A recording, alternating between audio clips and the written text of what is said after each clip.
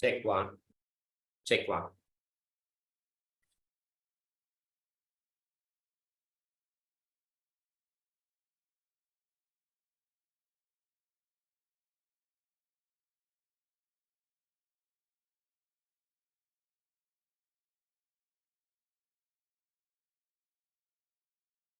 Check one.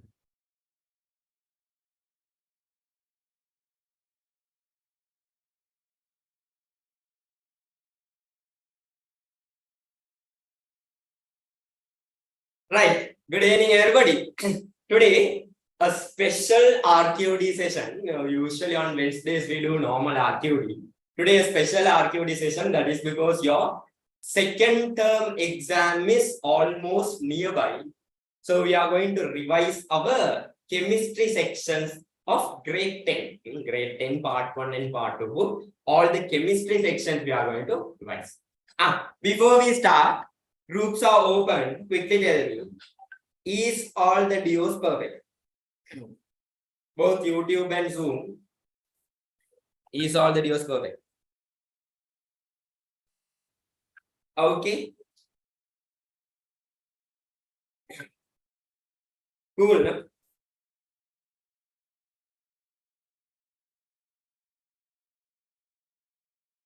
All okay. Perfect. Perfect. Hurry, right. Before we start, some instructions. Now today's special RQD. So some instructions are also there. What are the instructions? Number one, today's session might go until 11:30. Right, 10:30. Usually we finish at 10:30, 11. Now today, little bit it might go late night until 11:30. Might be until 12. In the May, those who are already feeling sleepy and all, have a water bottle at least nearby so that you can make yourself wake up, because there is lot of things to cover up today. Lot of things to cover up today. Plus, Nikang, just for fun, those who are hear me, now itself you all leave now. Because a very important thing we are going to do today,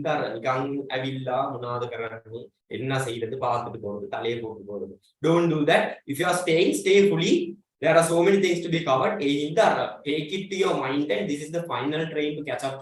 Somehow catch up everything. Those are some instructions. Again, before we start, things you need. Things you need. Usually are experiments. Things you need. What are the things you need? Guaranteed you need some A4 sheets, because I'll be explaining and summary note you are going to make up. So have some A4 sheets or some calendar sheets, something where you can write some summary note. So while I'm explaining, you are going to write down summary note and keep. So have some A4 sheets or any sheets nearby. Plus, take your grade 10 part 1 book and part 2 book, because grade 10, all the chemistry sections we are going to finish up. So grade 10 part 1 book and part 2 book, those things also nearby. If you have my note or any other's note, have that notebook also nearby. Plus, if you have a past paper book, have the past paper book also nearby. So the most important things are have some papers, A4 sheets, calendar sheets, some papers, plus the textbook. The other two are additional things. If you have a notebook, have a notebook where you have notes about these chemistry sections, plus the past paper book. Quickly run, take the things and come back and put a thumbs up to the group. Run. Other today you should be active, huh? I think you can't be that the usual person. Today more active again, you need to work. Quickly get ready, run. Don't tell your brother or sister.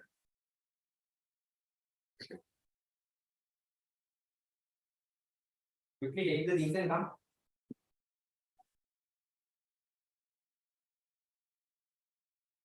All, thumbs up.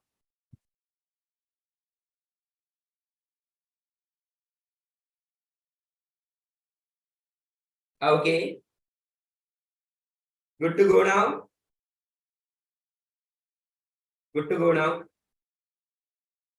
Okay, now.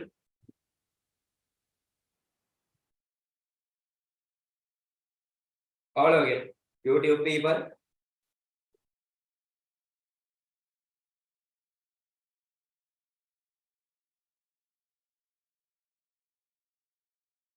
Ready?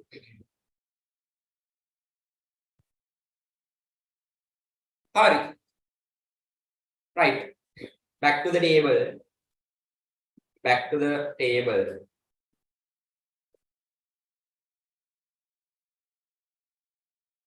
Right. Now listen. Now everything aside. Now listen. There you go. Chemistry grade 10. Chemistry grade 10. What are the lessons you have in grade 10 chemistry? Only 5 lessons are there. Now for those 5 only, you all are Mara. How many people voted to do this? Grade 11 somewhere around 200 people voted. Grade 10 also 190 voted to do this. So actually 5 lessons are only there in grade 10 under chemistry section. What are the lessons? First comes your structure of matter. Now these are your chemistry lessons. These are your chemistry lessons. There you go. Your chemistry lessons in grade 10 is going to be grade 10 chemistry lessons are structure of matter. Structure of matter. There you go. Structure of matter. Second one are a hard lesson. Very easy lesson. What is that lesson? Quantification of elements and compounds. Quantification of elements and compounds. Quantification of elements and compounds.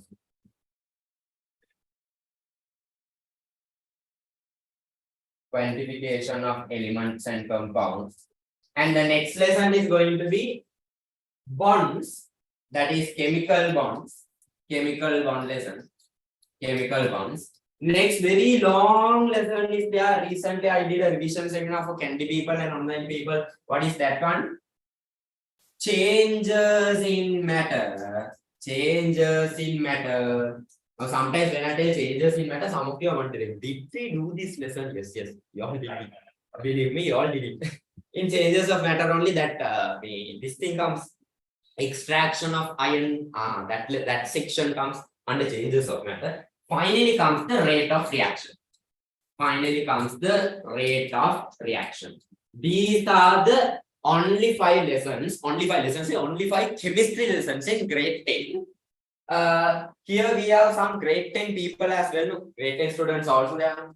Grade 10 students you can leave once when we finish chemical bonds. Because till second term, until chemical bonds only you will get. Grade 11s will have to stay the whole day. Sometimes if we couldn't finish everything, additionally on the next Tuesday, continuation will be also done. Okay, fine. We'll start. While doing, I will talk. We'll start. Starting with the structure of matter section before that. Now, lesson by lesson, I won't tell what lesson I am doing, what lesson we are doing. Continuously with the flow, I will be doing. So all the chemistry sections continuously with the flow I'm going to do. That's my plan. Hurry. Now listen. When you start your chemistry section, there are some words you need to very clearly understand. If you don't have that basic understanding, later in life it will become problem. Later in life it will become problem. So what's the words now? There you go, atom.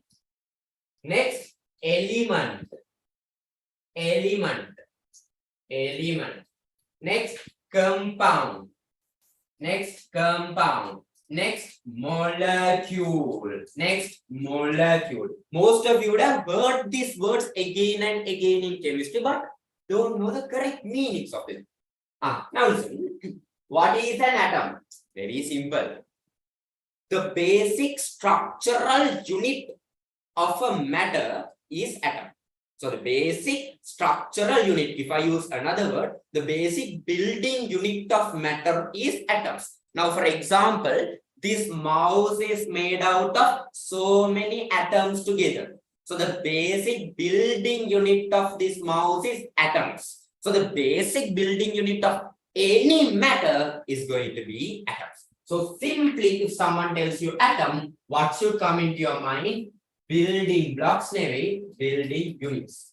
So the basic building unit of any matter is atom.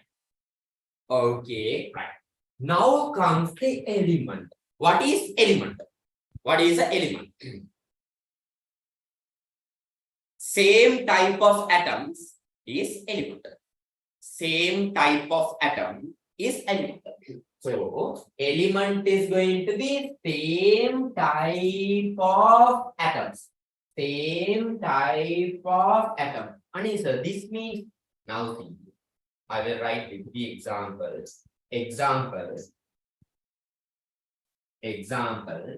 Sodium. Anisha, sodium kira Na you are writing. You can remember sodium. The symbol is Na. Natrium. Natrium. Na. Sodium. Sodium. Only one single type of atoms is there. Only sodium atoms is there. Na. This is an element. Mg. Same type of atom. Element. Then what about this? H2. You all tell me. Is H2 element? Is H2 a element? Is H2 a element? Is H2 a element? Check with the definition. Same type of atom. H2. Come on, H2, two atoms are there, but both are hydrogen atom. Same type of atom. That means H2 is element. Can you understand that point? Same type of atom. Same type of atom. Same single type of atom should be there. H2. Two hydrogen, but both are hydrogen atoms. Same type of atom. H2 is a element. O3.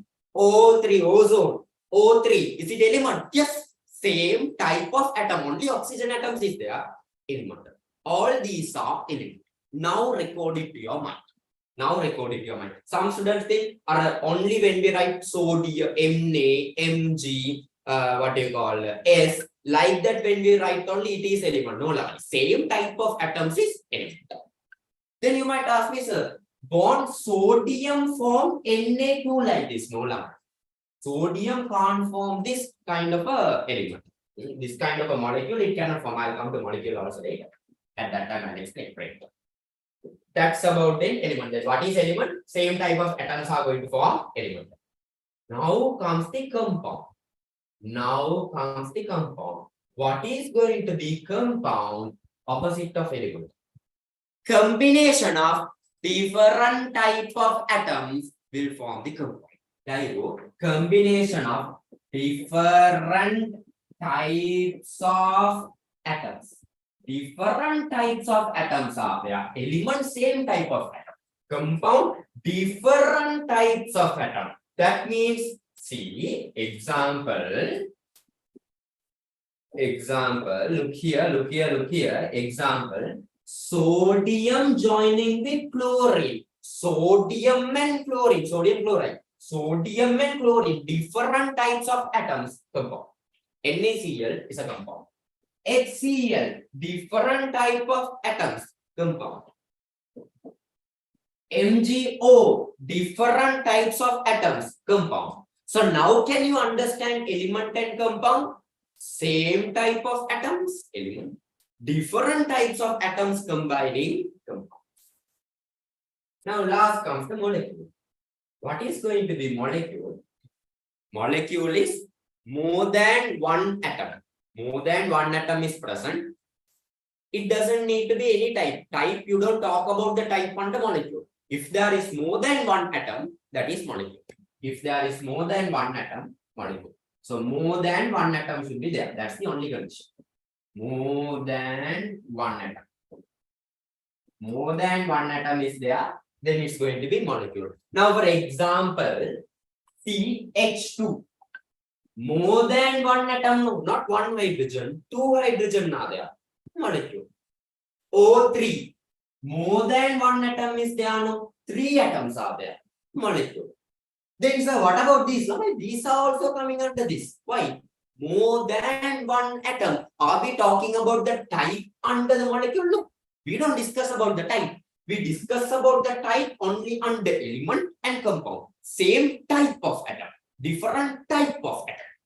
Molecule, we don't talk about the type. If there is more than one atom, that is molecule. So NaCl, more than one atom is there. Sodium and chlorine, two atoms are there. It's also a molecule. HCl, it's also a molecule. MgO, it's also a molecule. So now can you understand Under molecules, elements are also present.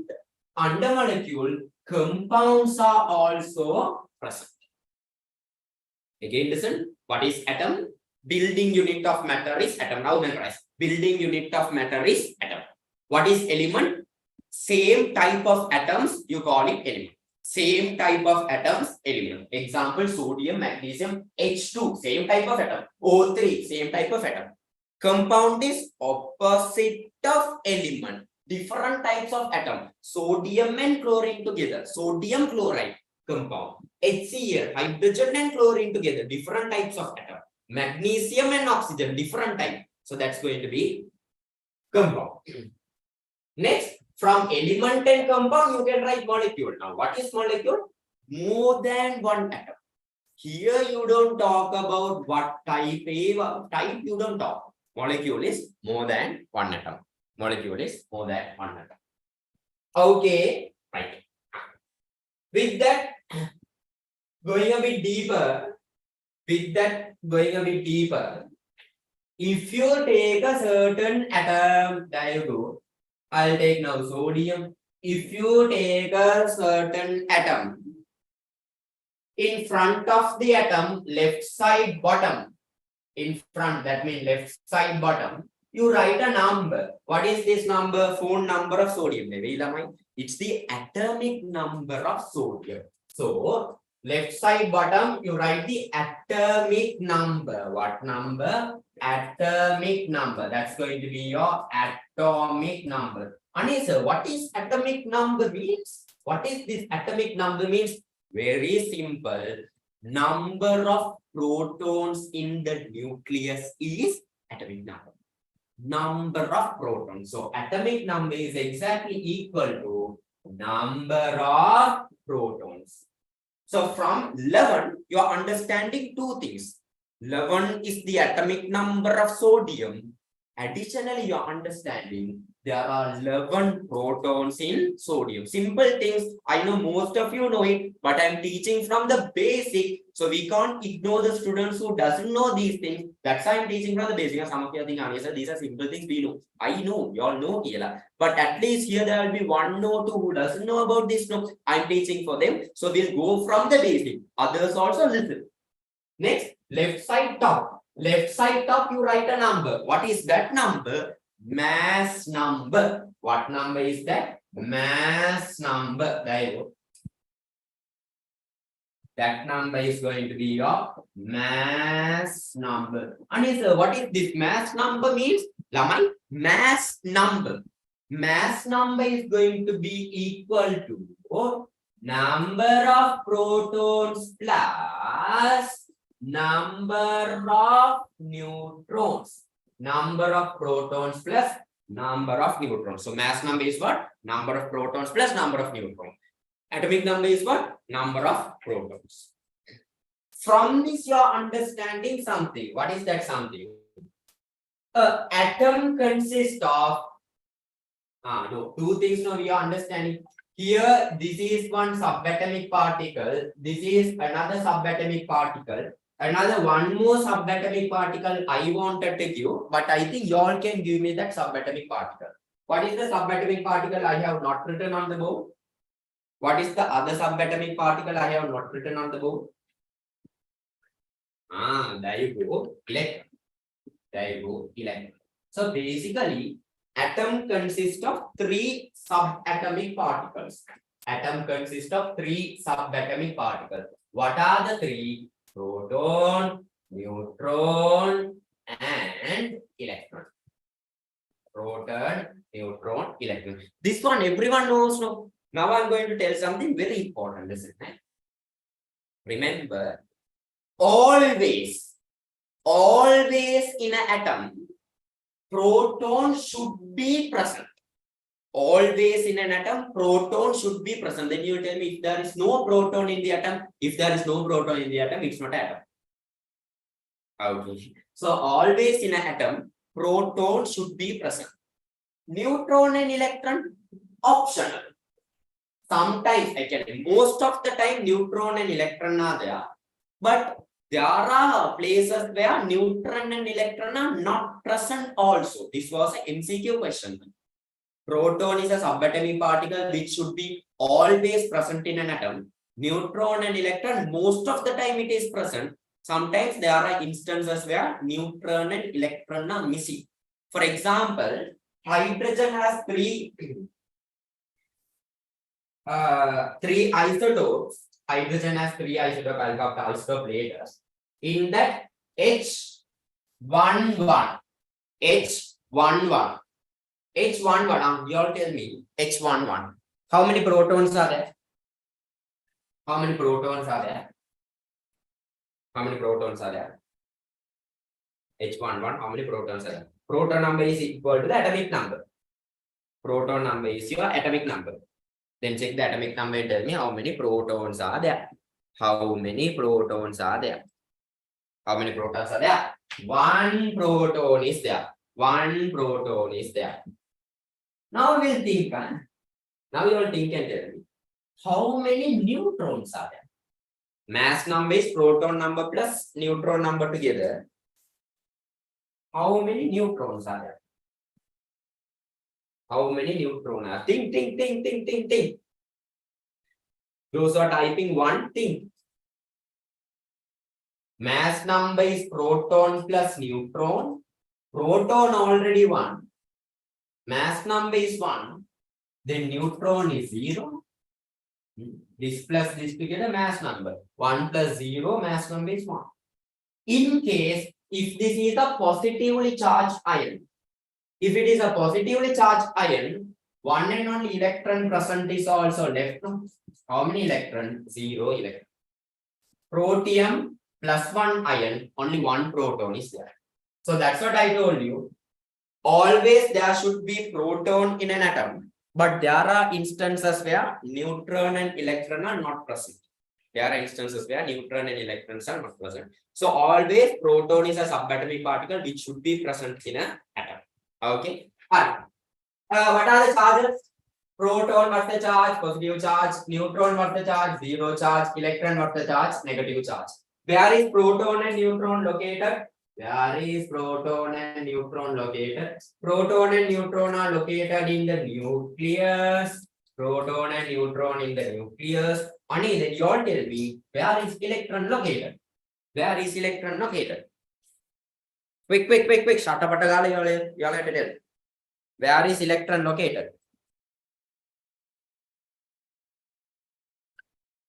Where is electron located? Very good. Energy levels, or you can tell it shells. Energy levels, shells. Energy levels, shells.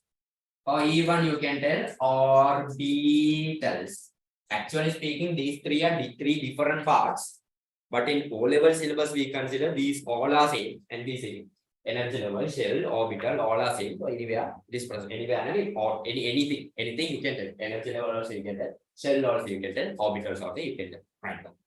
Initial things about chemistry done. A bit deeper. Going a bit deeper. Periodic table. Shout and tell. There you go. Hydrogen next. Helium next. Lithium, beryllium, boron, carbon, nitrogen, oxygen, fluorine, neon, sodium, magnesium, aluminium, silicon, phosphorus, sulfur, chlorine, argon, potassium, calcium. There you go. First 20 elements of periodic table. And sir, then is there only 20 elements in periodic table? No. Actually, there are more than 20 elements in periodic table. But in O-level syllabus, we discuss only about these 20 elements. Okay. Now, when we consider the periodic table, there are group numbers and period number. What are group numbers? The horizontal, the vertical columns are called groups. Vertical columns are called groups. So groups are given group numbers: group 1, group 2, group 3, group 4, group 5, group 6, group 7, and group 8. So 8 groups are there. And sir, why are you writing the group number in Roman numbers? That's the standard way of writing group numbers. Group numbers should be written in Roman numbers. Now coming into the other part. Horizontal rows are called as periods. Horizontal rows are called as what? Periods. Periods are also given period numbers. Period 1, period 2, period 3, period 4. Next is what? Interval. Maybe 4 periods are there in a periodic table. Then period number written in Hindu Arabic numerals. These numbers are called Hindu Arabic. These are Roman numbers. These are Hindu Arabic numbers. This is how you write it in standard. And now you all tell me group number 3, period number 3. What's the element? Group number 3, period number 3. What's the element in group number 3, period number 3? What is the element in group number 3, period number 3? What is the element in group 3, period 3? Very good. Aluminium. So now you can understand using group number and period number, you can locate the element in the periodic table. That is why you give group number and period number. Now, for example, in Excel sheet, horizontal numbers are there, vertical numbers are there. I don't know what you call it. What's the name given, Lamai? For those horizontal numbers, and there are also rows and columns. Excel sheet only. Rows and columns. The name given? Rows and columns. So same story here. Using that rows and columns, you can locate. Using the rows and columns, you can locate. Here, instead of rows, you give a special name period. Instead of columns, you give a special name groups. That's it. Right. Now, suddenly, if I ask you, is phosphorus a metal or a non-metal? Is it metal or a non-metal? What's the shortcut to find it? Very simple. What you do, you take your pen, after drawing the periodic table, draw a staircase. Lithium, beryllium, aluminium, silicon, like that, draw staircase. So like this, you draw staircase. Lithium, beryllium, next from aluminium, draw staircase. A beautiful staircase you draw. And I said, why are you drawing a staircase, Lamai? Whatever the element under the staircase are all going to be metals. All the elements under the staircase are what? Metals. Then all the elements out of the staircase are what? Non-metals. Other elements are non-metals. All the elements under the staircase metals. Elements out of that are non-metals. But two special points are there. Whoever on the staircase. Now can you see now here also this staircase, if I properly draw, it keeps going like that. No. So whoever on the staircase, who are on the staircase, Paka Pandita boron is there and silicon is there. Two Pandita people are there sitting on the staircase. Others are all standing and sitting down. These two Pandita people are sitting on the staircase. Boron and silicon. These Pandita people, boron and silicon, wait a minute, my battery is running low.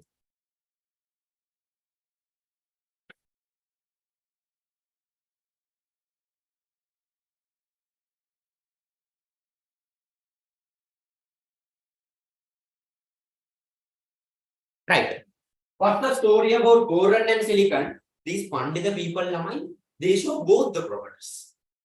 They show the properties of metals as well as non-metal. Therefore, boron and silicon are considered as metalloids. Boron and silicon are what? Metalloids. So whoever under the staircase metal, out of the staircase non-metal, on the staircase metalloids. So only two metalloids are there. Boron and silicon shows both the properties of metals and non-metals. Next point. Next point. Now listen. Oxides of metals. Oxides of metals. Oxides of metals means sodium oxide, magnesium oxide, calcium oxide. Oxides of metals are basic. That means they show the properties of base. So oxides of metals are basic. Then oxides of non-metals should be, think and tell me. Oxides of non-metals should be, you all just guess and tell me. Oxides of non-metals should be. Should be.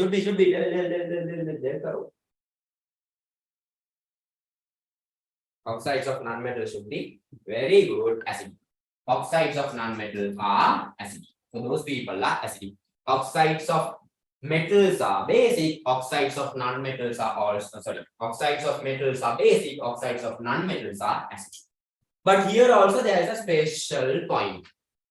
When we take the person near the staircase, always remember the staircase people are more upset people. So this person who is here, who is hiding in the staircase, aluminium. That fellow's oxide, you call it Al2O3, aluminium oxide.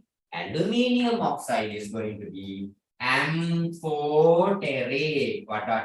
Amphoteric. What is amphoteric means? Shows both acidic and basic properties. All the others, metals oxides are basic, non-metal oxides are acidic, but aluminium oxide is amphoteric. Few more special points.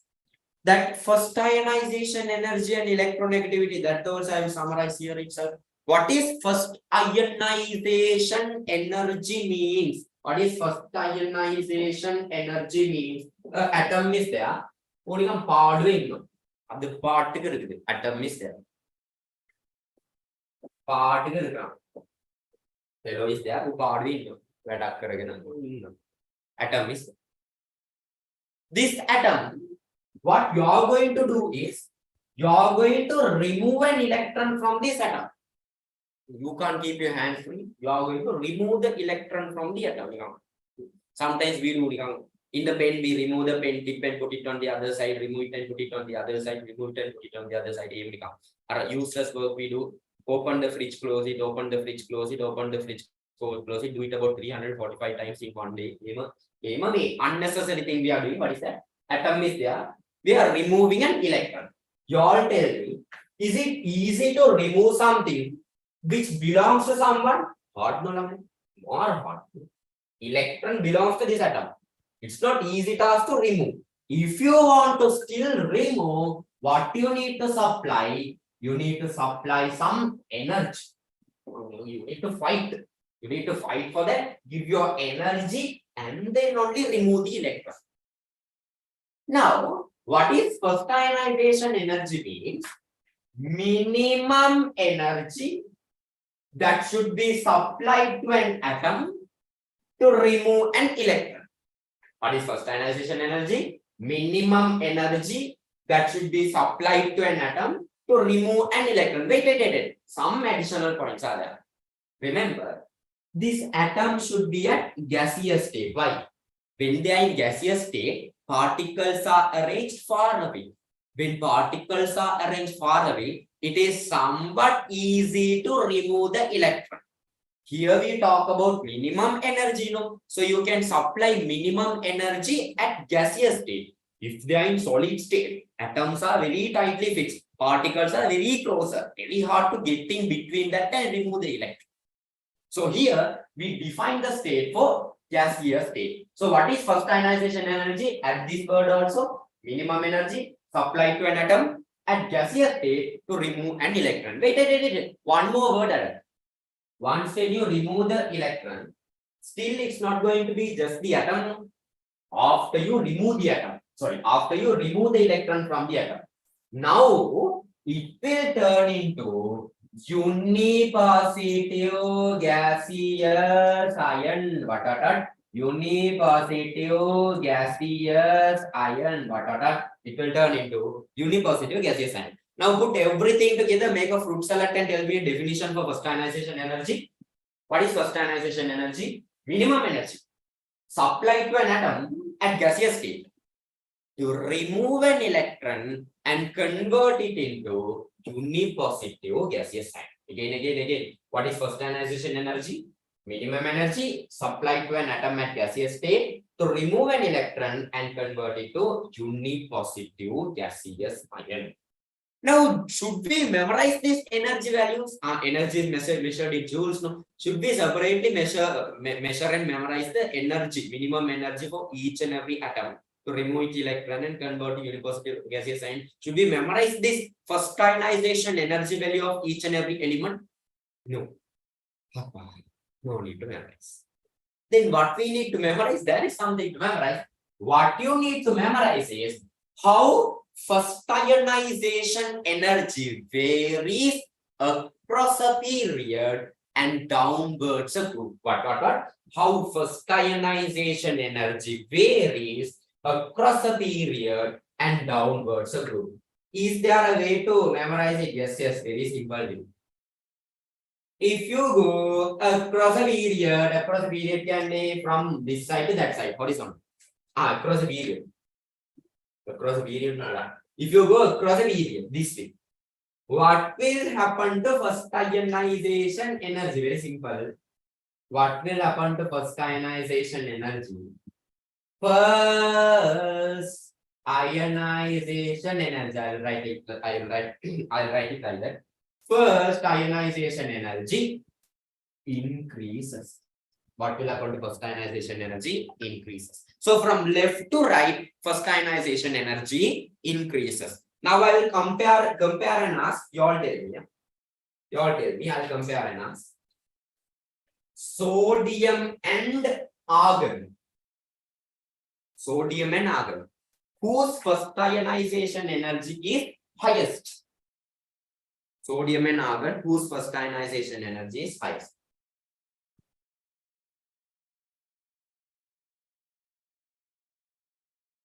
Whose first ionization energy highest? Now nothing to think of. You all know the concept there. Use the concept. Whose first ionization energy highest? Yeah, simple. Argon. Why? This way from left to right across a period, first ionization energy increases. So when we compare sodium and argon, guaranteed argon's first ionization energy is highest. Next, if we go downwards a group, if we go downwards a group, what is going to happen to first ionization energy? What will happen to first ionization energy? Opposite of this. Here increases, here decreases. Simple question. Lithium and potassium. Downwards decreasing. Lithium and potassium. Who has the lowest first ionization energy? Who has the lowest first ionization energy? Who has the lowest first ionization energy? Who has the lowest first ionization energy? Tell me. Now tell me. Very good. Potassium. By downwards group, first ionization energy decreases. Okay. Right. Now coming into electronegativity. Electronegativity. What is this electronegativity means? Very simple. Lamine. When atoms bond, they share some electrons in between. Now, for example, hydrogen and fluorine are bonding. Hydrogen and fluorine are bonding. When H and F are bonding, they share electrons in between. Now, hydrogen and fluorine, one of this person will attract the bonded electron towards itself. When hydrogen and fluorine are bonding, one of that person will attract the bonded electron towards itself. Why? Due to electronegativity. Then what is electronegativity means? Ability to attract the bonded electron towards itself. You call it electronegativity. What is electronegativity? Ability to attract the bonded electron towards itself is electronegativity. If you explain it furthermore and tell, ability to attract the bonded electron towards itself when atoms are making a bond. That is electronegativity. Remember it in simple terms. What is electronegativity? Ability to attract the bonded electron towards itself. Now, fluorine's electronegativity is greater than hydrogen. Fluorine's electronegativity is greater than hydrogen. Then what will fluorine do? Like a parathea, it will attract all the electron towards itself. It will attract all the bonded electron towards itself. So all the bonded electron will be pulled towards fluorine. With this, I will stop this part. I have additional things to explain from here, polar and nonpolar. Now go back to the periodic table part. Now you know what is electronegativity? No? Ability to attract the bonded electron towards itself. Now I have additional things to explain from there on. I will keep that and come back to this. Right. Now, when you go from left to right, this way when you are traveling, what will happen to electronegativity? Same like first ionization energy. Electronegativity will also increase. So left to right, first ionization energy will also increase. Electronegativity will also increase. Both increases. But when we talk about electronegativity, we don't discuss about 8th group. We totally forget about 8th group. Why? What is electronegativity, Lamai? Ability to attract the bonded electron towards itself. No? You all tell me. Does 8th group people ever make a bond? Helium, neon, argon. Will they ever bond? Have you ever seen helium making a bond and staying together? Have you ever seen neon joining with someone and staying like that? Neon, no, sodium, neon. Have you ever seen something like this happening? Have you ever seen something like that happening? Well, if you have seen, I will stop teaching science from today. Have you ever seen something like that happening? No. Single, not a single people. Die-hard single fans. They never gone. Or normal. I like those people. They never change their idea for anyone else. Right? They stay strong on their idea.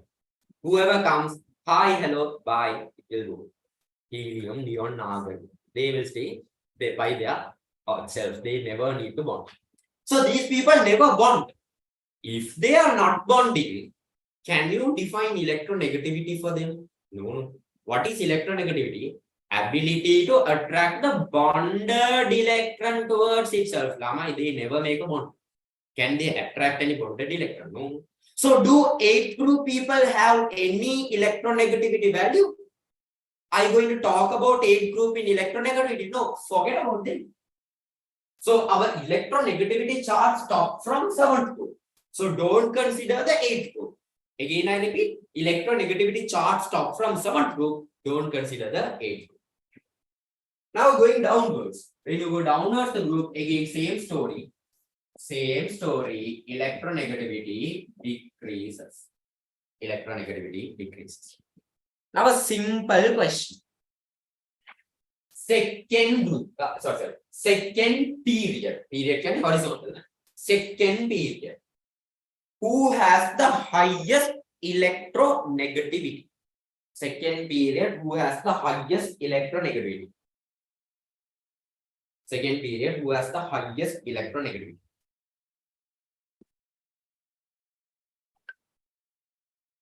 Second period, highest electronegativity. All. Second period, who has the highest electronegativity?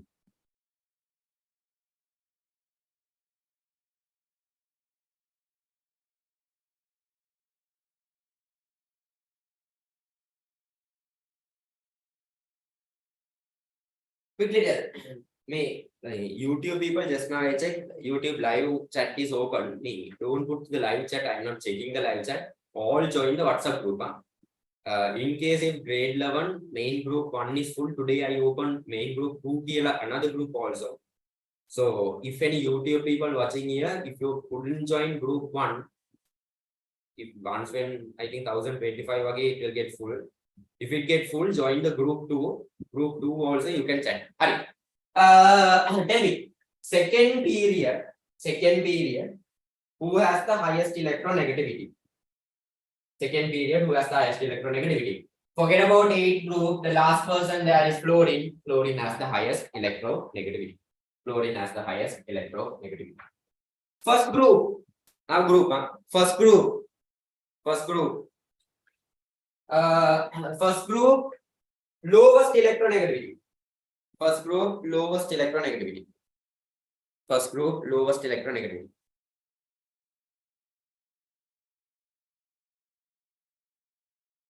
First group, lowest. I am asking lowest, highest way. Lowest electronegativity. Downwards decreases, then lowest who? First group, lowest electronegativity. Very good. Potassium. Why? Downwards decreases, no? So high, average, low. So this person will have the lowest. Potassium has the lowest electronegativity. Lowest electronegativity. Okay.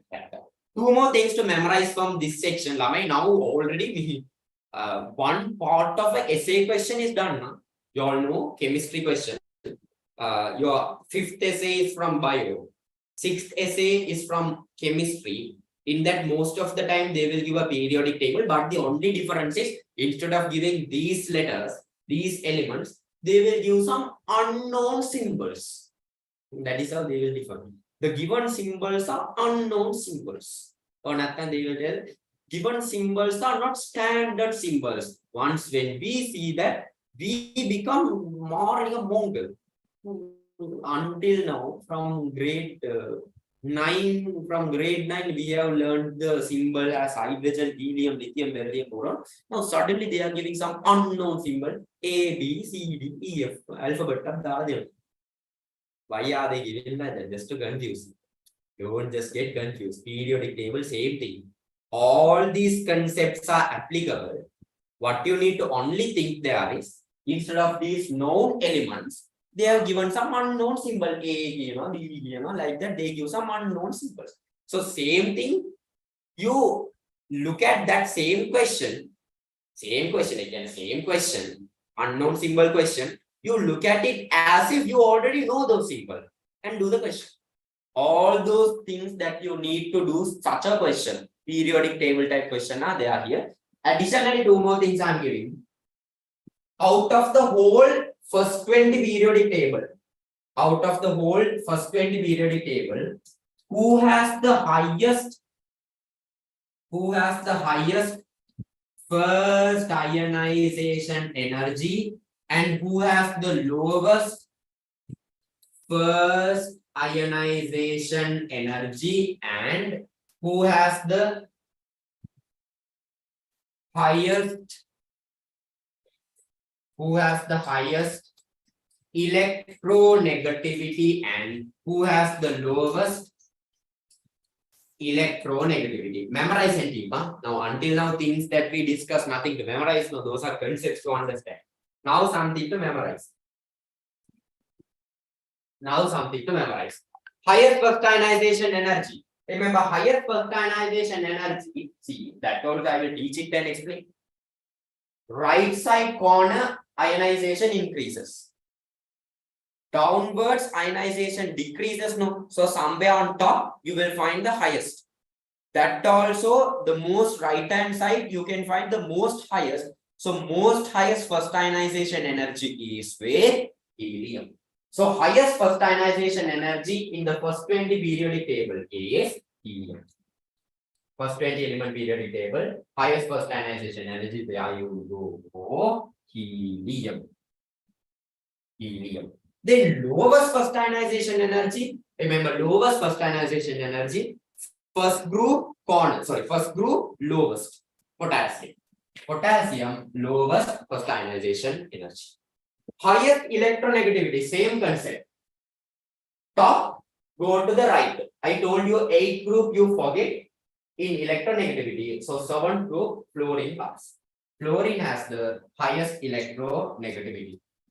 Lowest electronegativity. I always remember low marks goes to only one single person. That is one and only potassium. Low marks goes. Everything. Science, maths, health, physics, chemistry. Sorry, science, maths, health, what are the lessons there? Western music, literature, ICT, all this thing, lowest marks go to potassium. So once when someone tells low, first thing that comes into your mind is potassium. Right? First thing that should come into your mind is what? Potassium. Okay. Right. That's it about the periodic table. Everything summarized. I'll give you all 1 minute. Quickly go through everything here. Put it to the mind. Quickly go through everything here. Put it to the mind. So many things explained. So many things explained for you to do question number 6. I'll give you 1 minute until I drink some water. If you also want to take some water and quickly.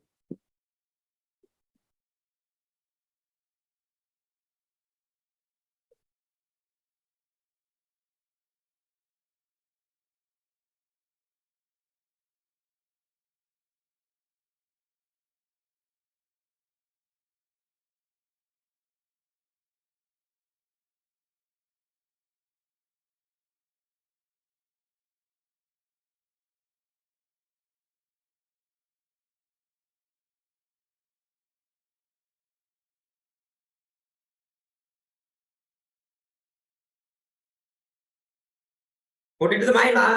Don't talk. Don't talk. Why are you talking with your brothers and sisters?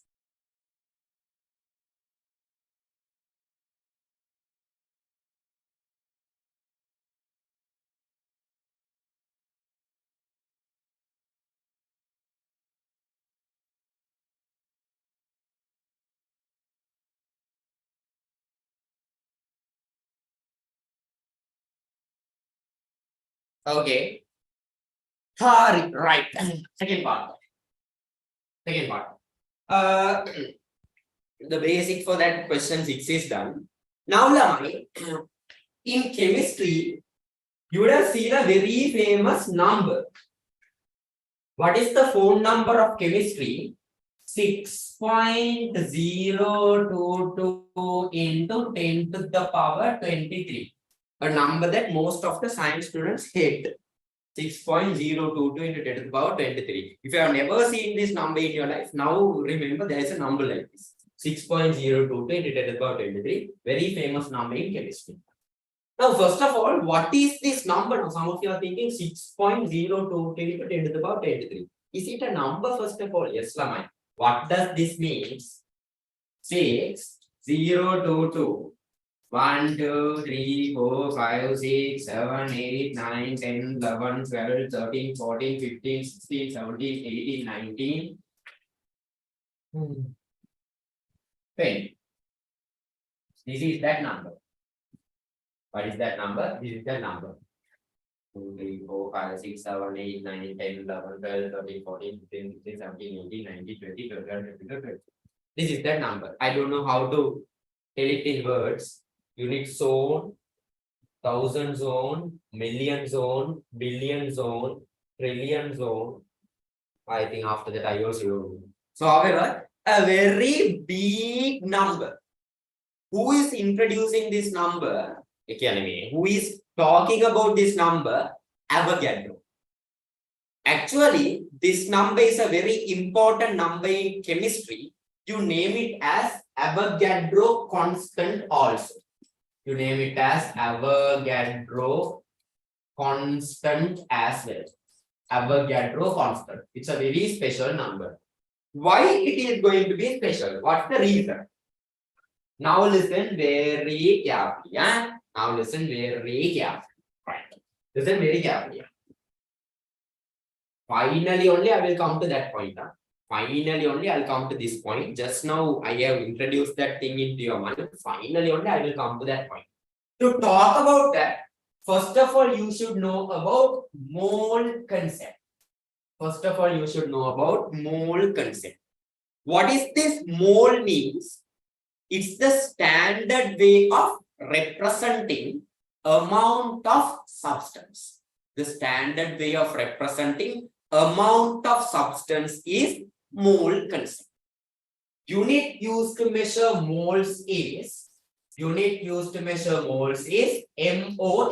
That is the unit. Some of you are thinking unit and the quantity both are MOLE. Wrong. Unit is MOL, quantity is MOLE. MOLE, quantity. What is this? It's the quantity used to measure amount of substance. And the unit used to express that is MOL, mole. Mole measured in mole.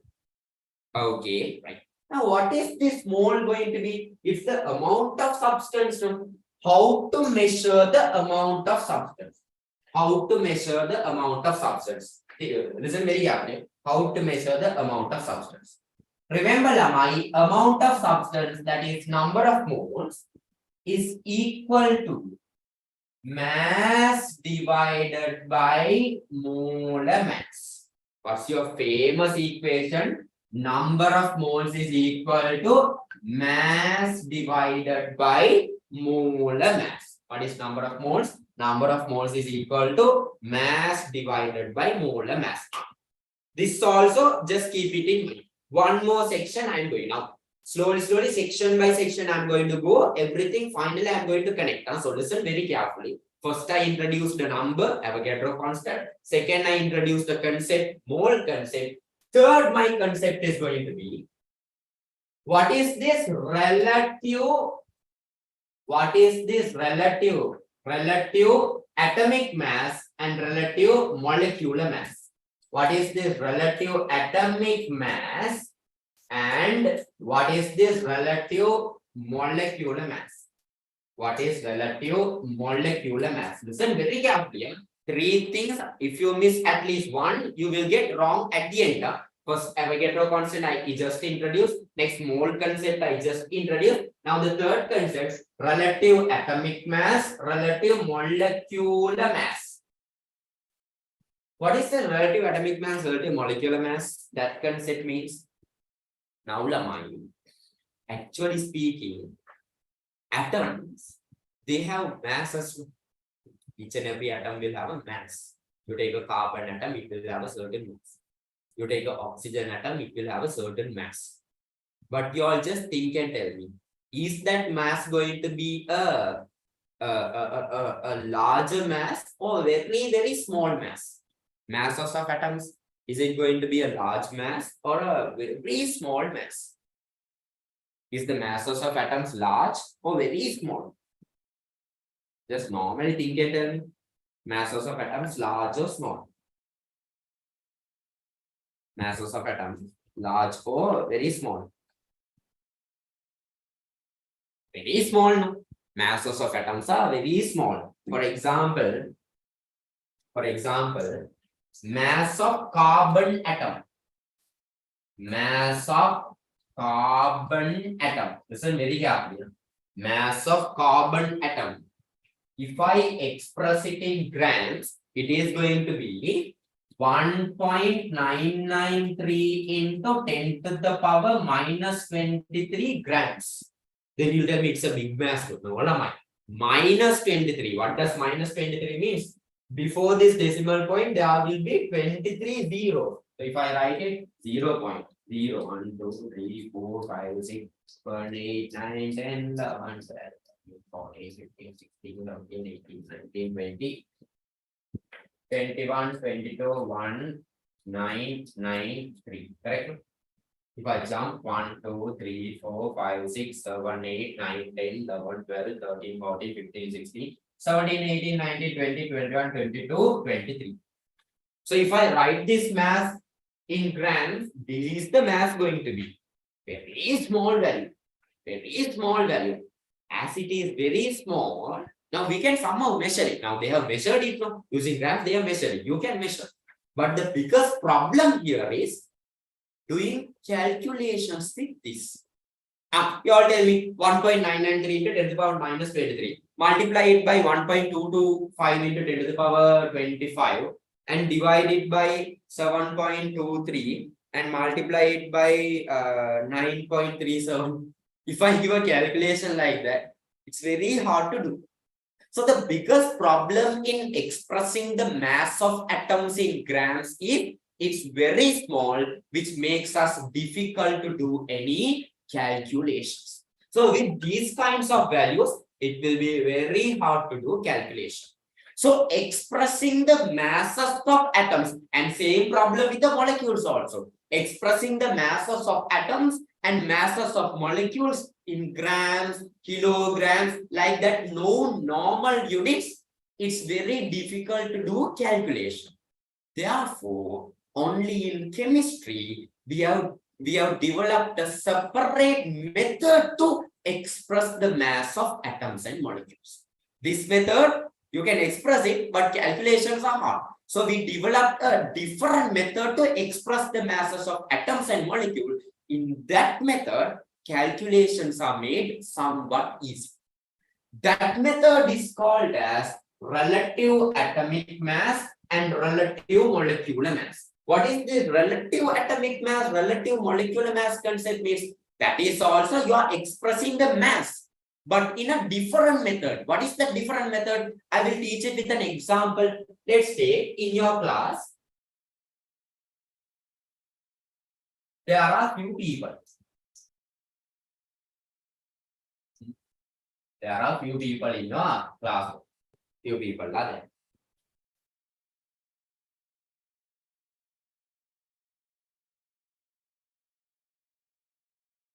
There are few people. Let's name this as person A, person B, and another person. Nathan will put some names also. No names. I'll simplify. A, B, I will draw another person like this, right?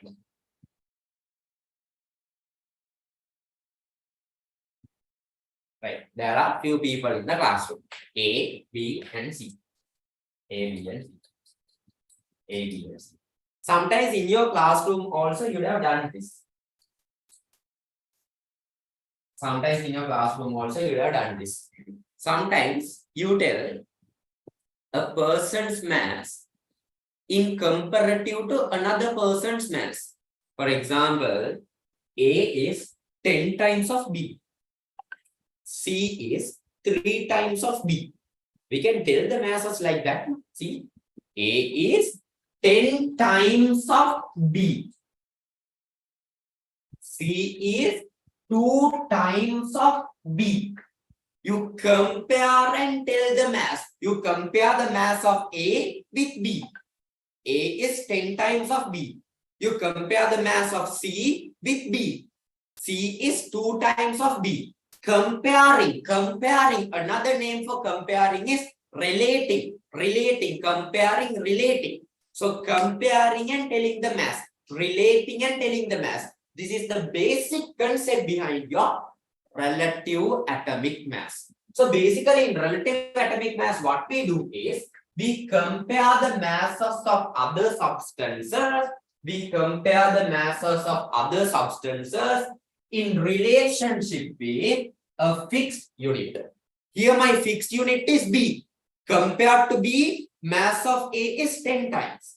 Compared to B, mass of C is 2 times. So relating to, compared to one fixed unit, I tell the masses of other substances.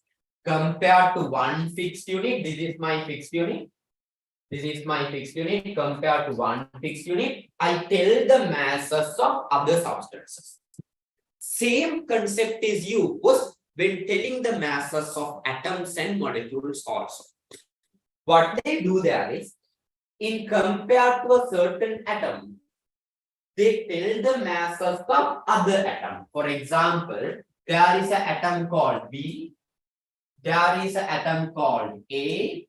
There is an atom called C. Now, you can tell A is 10 times the mass of B. C is 2 times the mass of B. So, compared to a fixed unit, you tell the masses of other substances. So here you can clearly understand to express in such a way, first of all, you should make a fixed unit. There should be someone who have a fixed unit. With this only you compare the masses of other substances. So first of all, you need to find something who has a fixed unit and you need to make it as the fixed unit. Then only you can compare the masses. Now coming into that fixed unit story. Actually, our chemists wanted to take a very good atom's mass as this fixed unit. You call that concept as atomic mass unit. Atomic mass unit. What is this atomic mass unit means? It's the fixed mass that we are going to compare the masses of other substances. The fixed mass is given a special name, atomic mass unit. So atomic mass is going to be that fixed mass where we are going to compare the masses of other atoms and molecules. Now, when they are taking atomic mass unit, that means when they are considering the fixed mass, different scientists propose different atoms. For example, some people told take hydrogen, very small, no? Easily you can compare the masses of other substances. No? Take hydrogen and compare the mass. Some people told to take oxygen as the fixed mass, then compare the masses of other atoms with the mass of oxygen. Now the problem is with these types of atoms is hydrogen, oxygen kind of atom. They are somewhat reactive. So when you are going to compare the masses, they react and form some new compounds. So it's a bit difficult to compare the masses in relationship with hydrogen and oxygen. So later they thought about something which is inert, some kind of an inert atom which you can easily compare the masses. That is where they came up with carbon atom. Carbon is somewhat inert. So scientists told, okay, take carbon as this fixed unit. Take carbon as the atomic mass unit. There was a problem with carbon, but carbon is little bit big. So it's somewhat hard to compare the masses of small atoms with this big carbon. Now that's a problem, no? What can we do? You all tell me a solution for this. You can't change the atom. You can't tell, okay, shift from carbon to another one. Now the only problem is carbon is big. So it's somewhat difficult to compare the mass of carbon with other atoms. So you all tell me a solution for this. Now you all are the scientists. You all tell me a solution for this. You all tell me a scientific solution. Now the problem with carbon is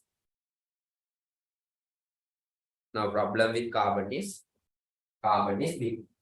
You all tell me a solution.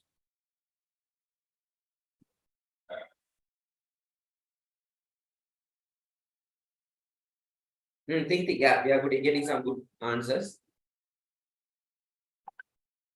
Taking the isotope of carbon, some more thing. Very good. Dividing and getting a portion from it as the fixed mass. Good, no? Now the problem with carbon atom is it's very big. So the best solution that you can tell for this is, okay, it's big. What we can do, cut it. You cut it and take a piece from this. Now when we cut it and take a piece from it, still it's carbon. The only difference is now it will become smaller. When it is smaller, it's easy to compare the mass. This is what the scientists also told. Okay, carbon is big. Cut it. Into how many pieces? Cut it into 12 pieces. Cut it into how many pieces?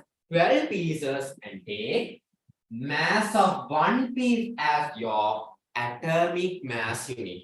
Mass of one piece as your fixed unit. So how can we write this mathematically? Atomic mass unit is equal to atomic mass unit is equal to, you take a carbon atom, mass of carbon, you cut it into 12. That means you divide into 12 equal parts. There you go. You divide it into 12 equal parts. That is going to be your atomic mass unit. Still there is a confusion. When I tell carbon, there are several isotopes of carbon. Different isotopes are there. Isotopes means same atomic number, different mass number. So there are different isotopes. So that's a problem. No? So they told exactly take carbon 612 isotopes as your atomic mass unit. This is your atomic mass unit. So your atomic mass unit is take a carbon, cut it into 12. The mass of that one piece is the atomic mass unit. Mathematically, 1/12 into mass of carbon 612 is your atomic mass unit. Now you have your atomic mass unit. That means fixed mass is there. Now what to do? Compare it with the other atoms. That is relative atomic mass. If you compare with molecules, relative molecular mass. Then what is relative atomic mass or relative molecular mass? First of all, what is this relative atomic mass going to be? What is this relative atomic mass going to be? You take an atom, you compare it with that one piece, and you tell how many times the mass of this piece is this. Let's take this one is going to be 10 times the mass of that piece. Then relative atomic mass is 10 here. If this one's mass is going to be 20 times that mass of that piece, then it is going to be 20. That is relative atomic mass. You take an atom, compare it with the mass of that one single piece. How to express this mathematically? How to express this mathematically? Relative atomic mass. How did I tell this 10? How to find that 10? Divide the mass of the atom. Divide the mass of the atom by your atomic mass unit. Divide the mass by atomic mass unit. Correct? Let's take this one's total mass is 100 gram. Divide it by this one's mass. When you divide it by this one's mass, you will get how many times this one's mass is this atom. So what you do mathematically is you divide the mass of an atom by atomic mass unit.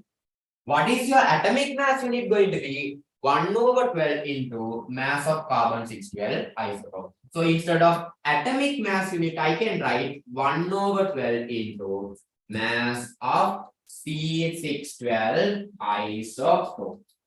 That is your relative atomic mass. That is your relative atomic mass. One more point there. Remember, relative atomic mass has no units. It has no units. Then sir, that G mole to the power -1, that is molar mass. Different concept. Relative atomic mass, no unit. Why? You are compare 10 times, 20 times, 10 times, 20 times. Can you tell a unit for that? No. So relative atomic mass has no unit. You just compare and tell how many times. That's it. Now coming into relative molecular mass. Now coming into relative molecular mass. There you go. Relative molecular mass. Same thing. What is relative molecular mass means? Same thing. You compare, instead of comparing mass of atom, you compare the mass of molecule with the atomic mass unit. There you go. Mass of molecule. Mass of molecule. There you go. Mass of molecule divided by atomic mass unit. What is atomic mass unit? 1/12 into mass of C612 isotope. That is going to be your relative molecular mass. Here also you are comparing. Does it have any units? You all tell me. Here also you are comparing. Is there any units? Comparison story. Is there any units? Comparison. Is there any units? Is there any unit? No. Here also no units. So remember, relative atomic mass, relative molecular mass is just comparison. You compare the mass of an atom or mass of a molecule with atomic mass unit. Atomic mass unit is carbon 612 isotope, cut it into 12 pieces, take one piece, that piece mass, atomic mass unit. Okay. Okay. Got it? Understood? Atomic mass, relative atomic mass, relative molecular mass. Del. Got it?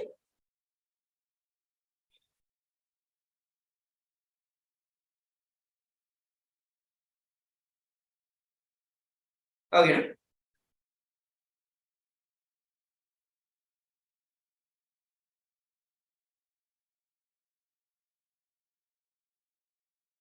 Okay.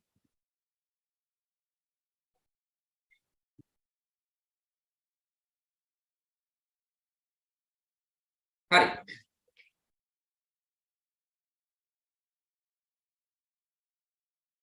Hurry. Right. You want R relative atomic mass, no? Right. What is relative atomic mass? Relative atomic mass is you compare mass of atom with the mass of carbon with the mass of atomic mass unit. If I write it mathematically, mass of atom divided by atomic mass unit. Atomic mass unit is 1 over 12 into mass of carbon 612. As if it is going to be molecule, you change it to molecule. Relative molecular mass is going to be equal to mass of molecule divided by atomic mass unit. Atomic mass unit is 1 over 12 into mass of carbon 612 isotope. That's relative atomic mass, relative molecular mass. Now, three concepts, just I put it to your mind. What are the three concepts? First, we started with Avogadro constant. First, we started with Avogadro constant. It's a number 6.022 into 10 to the power 23. Second, coming into mole concept. Mole unit is MOL. You represent the amount of substance using mole concept. You can calculate it using mass over molar mass. I'll come to this equation later. Next, we learned about relative atomic mass, relative molecular mass. Now, what's the relationship between Avogadro constant, mole concept, relative atomic mass, relative molecular mass? What's the relationship? Now listen very carefully. Now listen very carefully. Lamai, if you take 1 mole of an atom, if you take 1 mole of an atom or 1 mole of a molecule, if you take 1 mole of an atom or 1 mole of a molecule, how many atoms are going to be there and how many molecules are going to be there? Now, Avogadro is telling exactly in 1 mole of atoms, there will be 6.022 into 10 to the power 23 number of atoms or number of molecules. That means now if we take 1 mole of magnesium atoms, how many magnesium atoms will be there? One by one, how many magnesium atoms will be there? 6.022 into 10 to the power 23 number of magnesium atoms will be there. If we take 1 mole of sodium atom, 1 mole let's take in a urea bag, you are putting 1 mole of sodium atom and coming and giving me. If I sit and count how many sodium atoms are there, exactly there will be 6.022 into 10 to the power 23 sodium atoms will be there. If I take 1 mole of sodium chloride molecule, 1 mole of sodium chloride molecule, how many sodium chloride molecules will be there? Exactly 6.022 into 10 to the power 23 number of sodium chloride molecules will be there.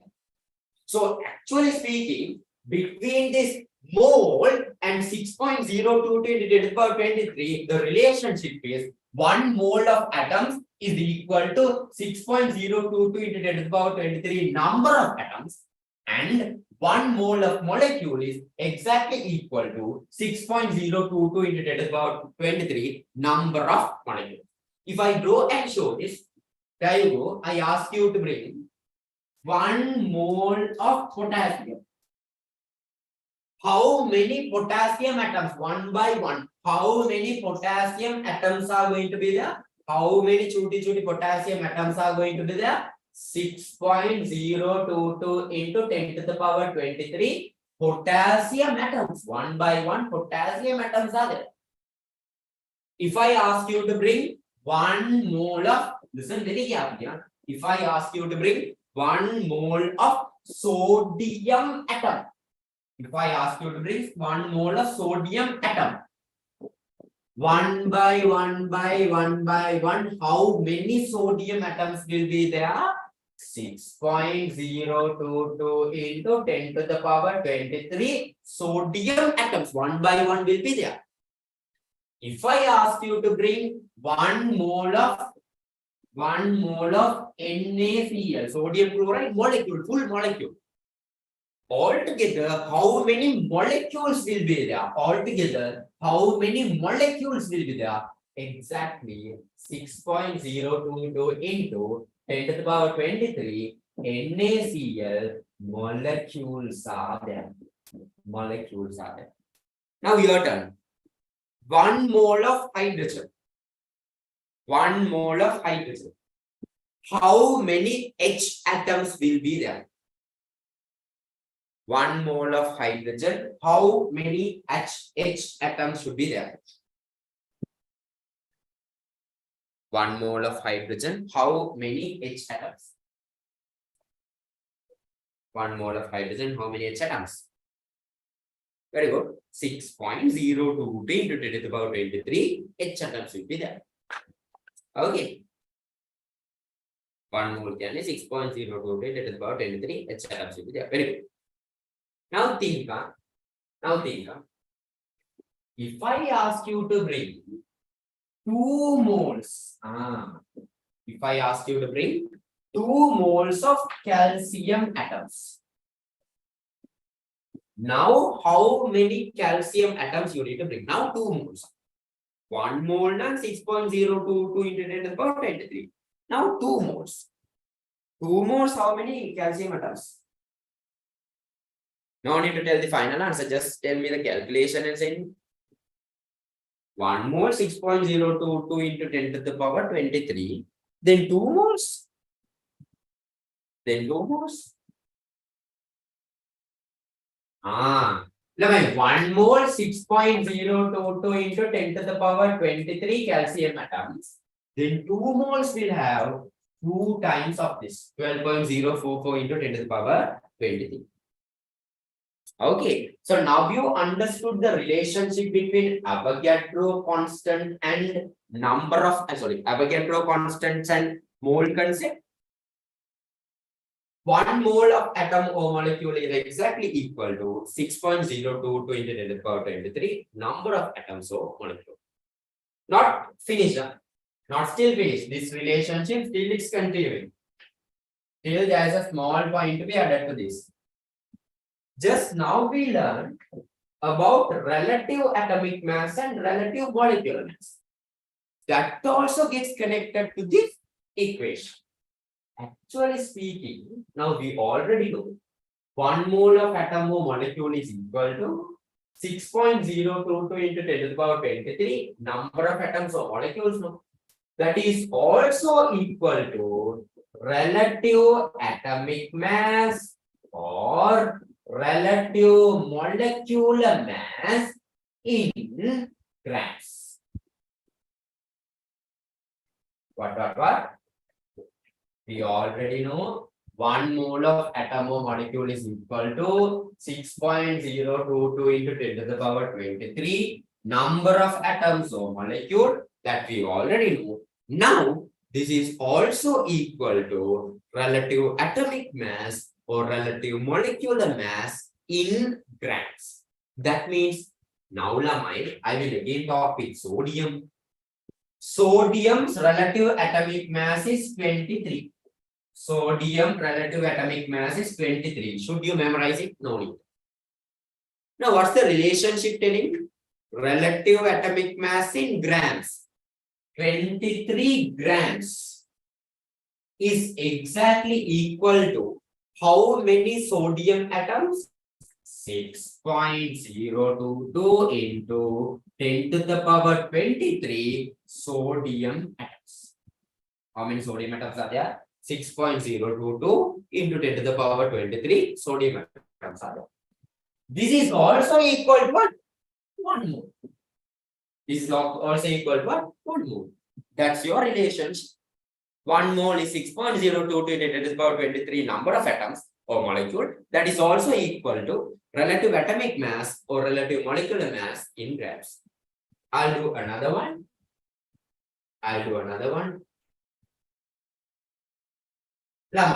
Calcium. Relative atomic mass of calcium is 40. Now, what is the relationship telling?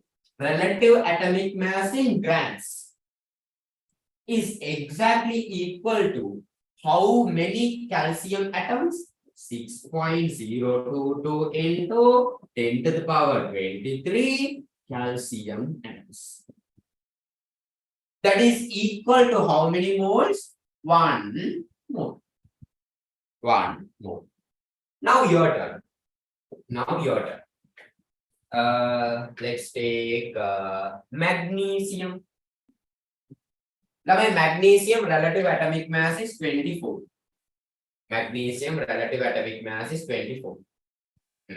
Now your turn. Y'all tell me 2 moles of magnesium. 2 moles of magnesium. How many magnesium atoms are there? How many Mg atoms are there? 2 moles of magnesium. How many Mg atoms? 2 moles of magnesium. How many Mg atoms? 2 moles of magnesium. How many Mg atoms?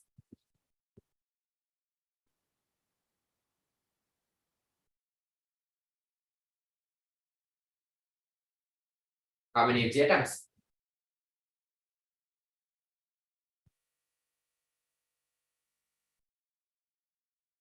How many Mg atoms? You all tell me.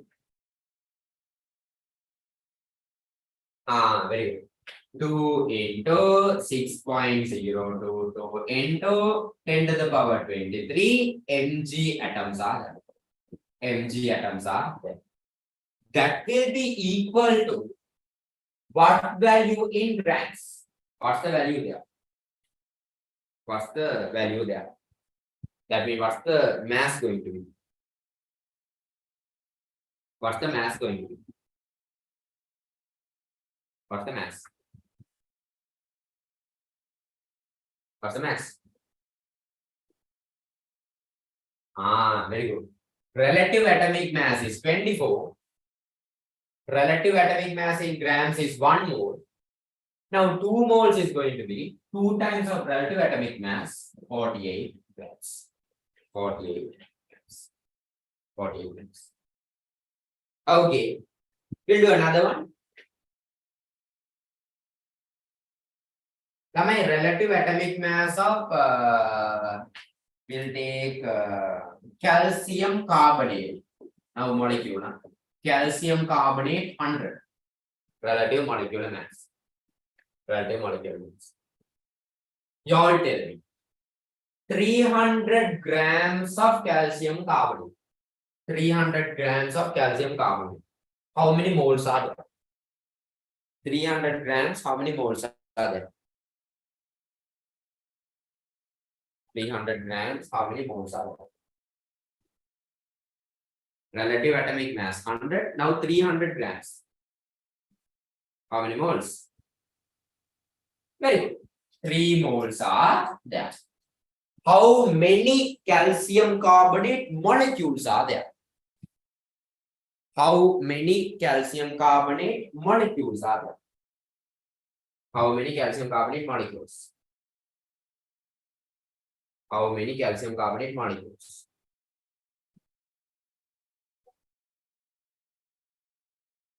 Very good. 3 into 6.022 into 10 to the power 23 calcium carbonate molecules. So now understood the relationship between Avogadro constant, mole concept, relative atomic mass, relative molecular mass. Got it? Understood? Understood the point there? All clear? So remember the triplet relationship.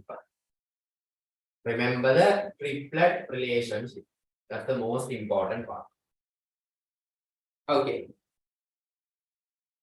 Okay. Clear? All clear? Okay. Right. Now coming into that N equal M over M concept that we just started.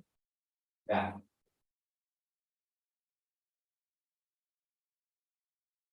N equals M over M concept. Right.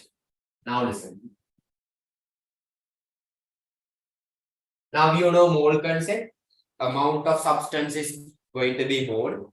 You express it in mole MOL unit. You calculate it N equals M over M. Here am I. Simple M is going to be what? That is going to be mass of the substance. That means your given mass. Given mass is going to be simple M. Given mass is simple M. Given mass simple M. What is capital M here? What is capital M here? Capital M is going to be molar mass. What is capital M? Molar mass. If you divide the given mass by molar mass, you can find the number of moles. Now, how to calculate molar mass? How to calculate molar mass? Now, calcium carbonate. How to calculate the molar mass? They will separately give calcium 40, carbon 12, oxygen 16. These things they will separately give. Using that, how to calculate it? Very simple. My molar mass is what? Each and every atom, their masses are separately given. You add them and you can find the molar mass. Calcium how much? 40. 1 calcium, 140. Carbon how much? 12. 1 carbon, 112. Add it. Oxygen how much? 16. How many oxygen? 3 oxygen. Then 16 into 3. When you do the math there, 40 plus 12 plus 16 into 3, you will get 100. Now, you put the unit G mole to the power minus 1. This is going to be the molar mass of calcium carbonate. So, whatever the number you get, put a unit G mole to the power minus 1. That is your molar mass. Now, we'll do a question using this equation.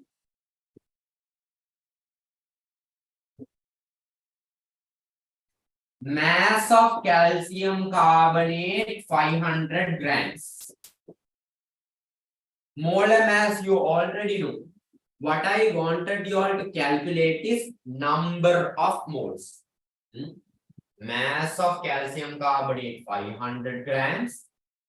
Molar mass we have already calculated. Calcium 40, carbon 12, oxygen 16. From that we calculated 100 G mole to the power minus 1. How to calculate the number of moles? Very simple. Number of moles is equal to mass divided by molar mass. There you go. Given mass is 500 grams. Molar mass is going to be 100 G mole to the power minus 1. We already calculated. When we divide this, what is your number of moles? When we divide this, what is going to be your number of moles?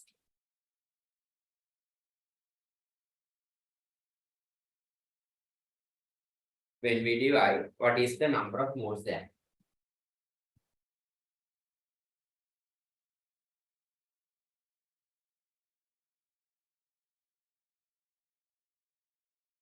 Very good. 5 moles. So that's how you calculate number of moles. 5 moles. Now my next question is 5 moles of calcium carbonate. No? How many calcium carbonate molecules are there? How many calcium carbonate molecules? How many? Now this is another type of essay question. We are doing it. How many calcium carbonate molecules are present? How many calcium carbonate molecules present? How many calcium carbonate molecules? Very good. 1 mole 6.022 into 10 to the power 23. Then 5 moles 5 into 6.022 into 10 to the power 23 calcium carbonate molecules. Now for this only always care. Now for this only always care. Shall we do another question of this type? Shall we do another question of this type? Now your turn. Huh? Now your turn.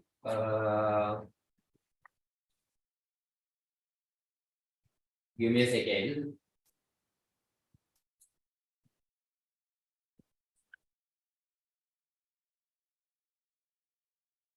Right.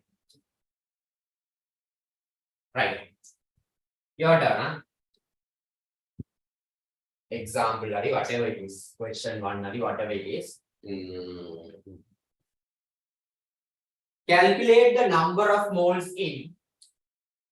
Calculate the number of moles in. Calculate the number of moles in. You all can write the question, whatever the way you can do. Calculate the number of moles in. Calculate the number of moles in.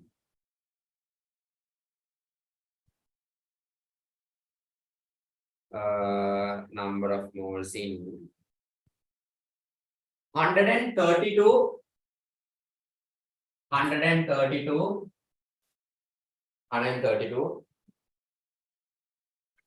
grams of carbon dioxide. Grams of carbon dioxide. Grams of carbon dioxide. Carbon 12, oxygen 16. Carbon 12, oxygen 16. Carbon 12, oxygen 16. First calculate the number of moles. After that I'll tell what to do next.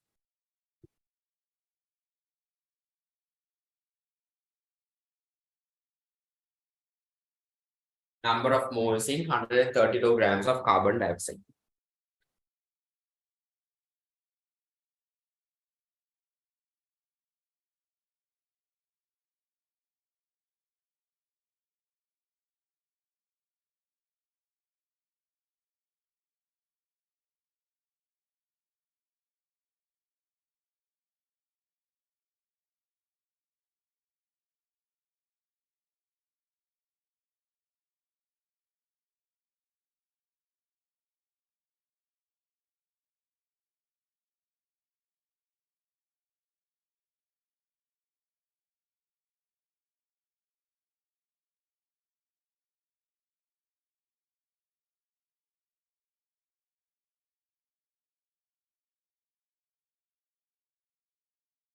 How many moles?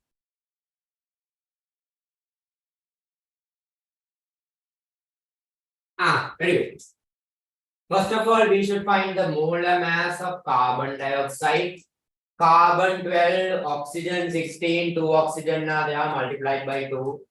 12 plus 16 into 2, 44 G mole to the power minus 1. We have the molar mass. Apply the equation N equal M divided by capital M. Given mass is going to be 132 grams. Molar mass is going to be 44 G mole to the power minus 1. When you divide it, you get 3 moles. 3 moles. Answer is 3 moles. Second part there. Now you are just tell me. How many carbon dioxide molecules are there? How many carbon dioxide molecules? How many carbon dioxide molecules?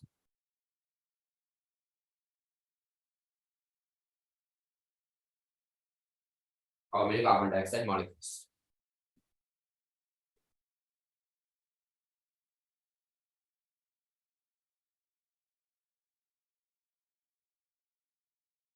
How many carbon dioxide molecules?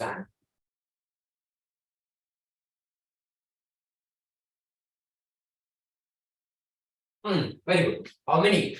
1 mole 6.022 into 10 to the power 23. Then 3 moles 3 into 6.022 into 10 to the power 23 carbon dioxide molecules are there. Carbon dioxide molecules are there. Okay. Now one more step I am going to go ahead. One more step ahead. Right. Now think. Here we have found how many molecules. Now my question is how many total number of atoms present? How many total number of atoms present? Think. How many total number of atoms are there? How many total number of atoms?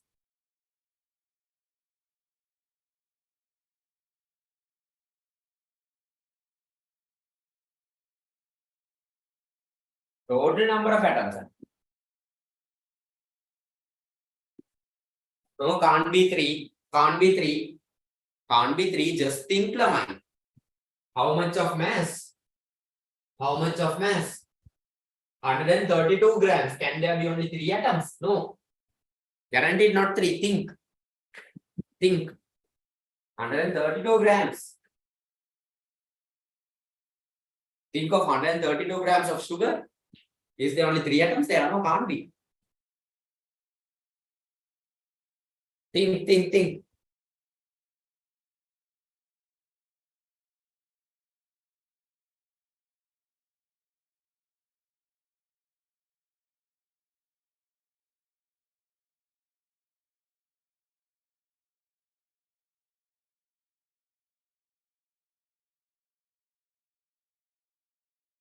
Somewhat closer. A little bit more to think. 3 into 6.022 into 10 to the power 23 is number of molecules. It's on top. Number of molecules is this. The number of atoms should be surely greater than this. What's your value then? See, we'll see who is going to find it out.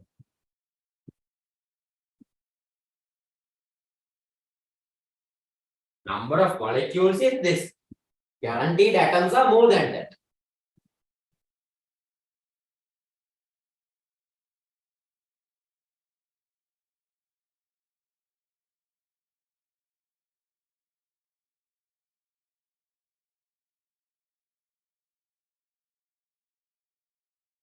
We got one answer. Oh. Yeah, the person who sent to grade 11 too. For Mafukila, there is a person. 3 into 6.022 divided by 23 into 3. How to find it? How to find it? Now think practically. Lamine. See. This much of molecules are there. Now think. One molecule, how many atoms are there? One molecule, one carbon dioxide molecule, how many atoms are there? One carbon dioxide molecule, how many atoms? Take one carbon dioxide molecule, tell me how many atoms are there? One CO2 molecule, how many atoms? One CO2 molecule, how many atoms? Quickly type. Very good. One CO2 molecule, how many atoms are there? 3 atoms are there. This is for one CO2 molecule. How many CO2 molecules are there? This number. Then this number of CO2 molecule, how many atoms will be there? This number multiplied by 3. Why? One molecule 3 atoms. This number will have this number multiplied by 3 atoms. So that number is 3 into 6.022 into 10 to the power 23 multiplied by 3 atoms. So that is going to be 9 into 6.022 into 10 to the power 23. 9 into 6.02 to 10 to the power 20. That kind of a number you will get. Okay. I'll make it more simple and ask this question for those who didn't understand still. Those who didn't understand still, I'll make the question more simple and ask. See. Keep this one away. Keep that section away. Keep that section away. We'll take 10 carbon dioxide molecules. No need to think of 3 into 6.020 to the power 23. Think of 10 carbon dioxide molecules. How many total number of atoms are there? In 10 carbon dioxide molecules, how many total number of atoms are there? 10 carbon dioxide, how many total number of atoms?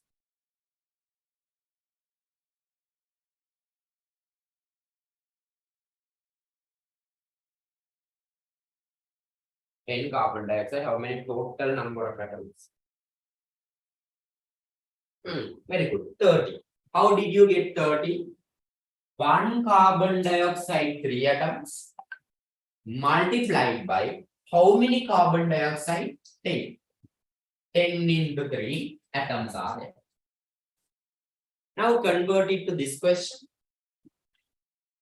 10 carbon dioxide has 10 into 3 number of atoms. Then this number of carbon dioxide will have this number multiplied by 3 atoms. Okay. Got the point there? Got the point there? Otherwise, I have a more simple example also. Very simple example is also there, which I usually use.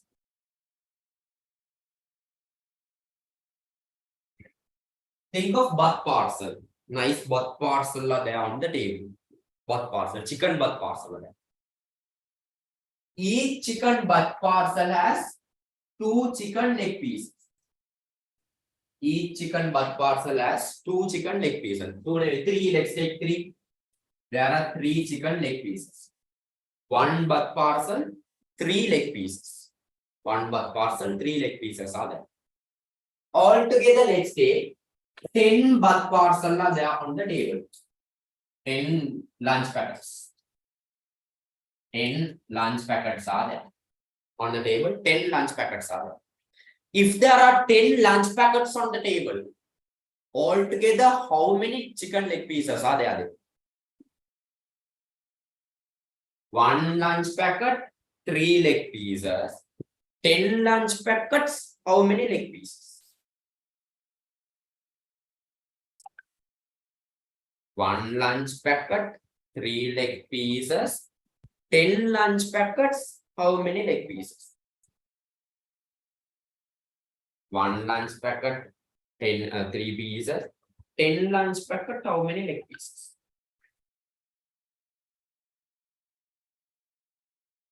How many leg pieces? Very good. 30. How did you get 30?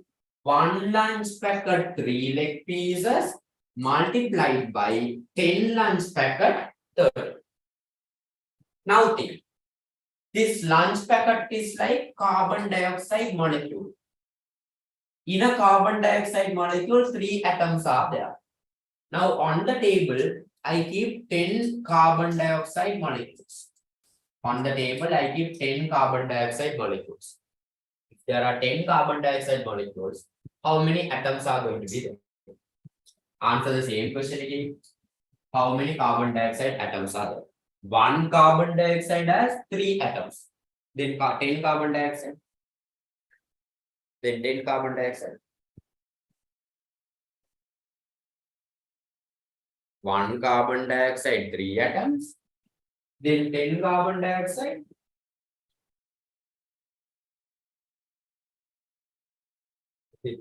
But sir, nowadays they would give at least 1 leg piece. Yeah, 1 carbon dioxide, 3 atoms. Then 10 carbon dioxide, how many atoms? Yeah. 1 carbon dioxide, 3, 10 carbon dioxide, 3 into 10 atoms are there. Then 20 carbon dioxide, 3 into 20. 40 carbon dioxide, 3 into 40. 100 carbon dioxide, 3 into 100. 200 carbon dioxide, 200 in, sorry, 3 into 200. Then 500 carbon dioxide, 3 into 500. 1000 carbon dioxide, 3 into 500. 6.022 into 10 to the power 23 carbon dioxide, 3 into 6.022 into 10 to the power 23 carbon dioxide. Then 3 into 6.022 into 10 to the power 23 carbon dioxide molecule. How many atoms are there? 3 into 6.022 into 10 to the power 23. That was 3 into 6.022 into 10 to the power 23 atoms are there.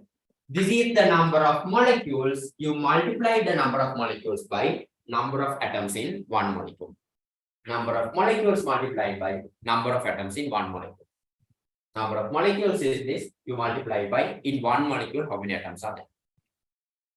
Understood it now? Now I think.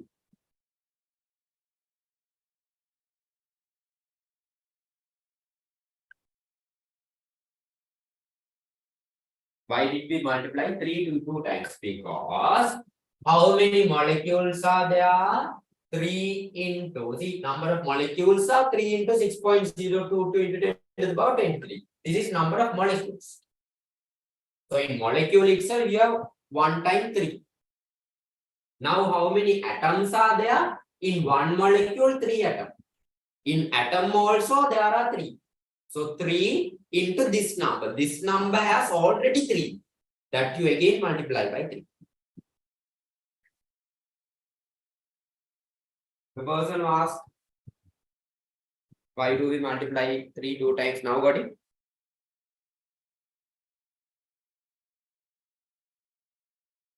Okay.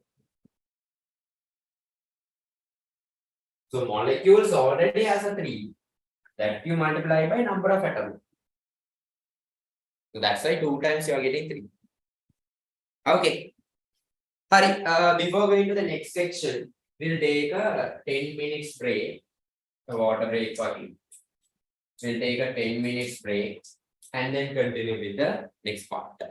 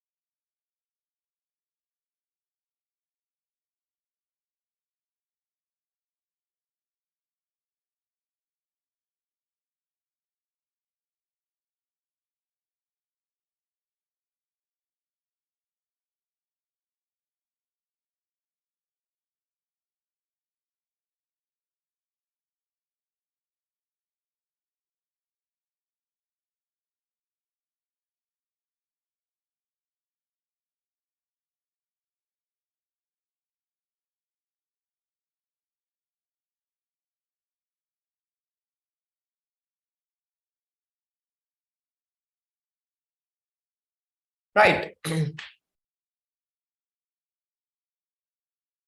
Hari. So the lunch packet story is over. That means that Avogadro constant story is over. If I continue from there, that's the basic quantification of elements and compounds.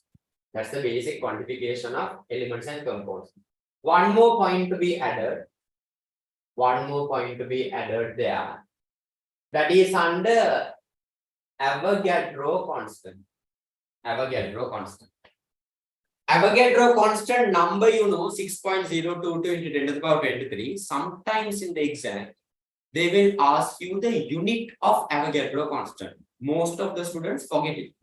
Remember, unit of Avogadro constant is per mole. MOL to the power minus 1. Very important point. MOL to the power minus 1. So actually, if you write down Avogadro constant, you write the number and you write down per mole. That is the correct way of writing Avogadro constant. Why? Per mole means what? 1 mole. In 1 mole, there is 6.022 into 10 to the power 23 number of atoms or molecule. That is what is represented by per mole. So Avogadro constant, actually you need to write it with per mole. That's the additional thing. Now going into the chemical bond section. It is over.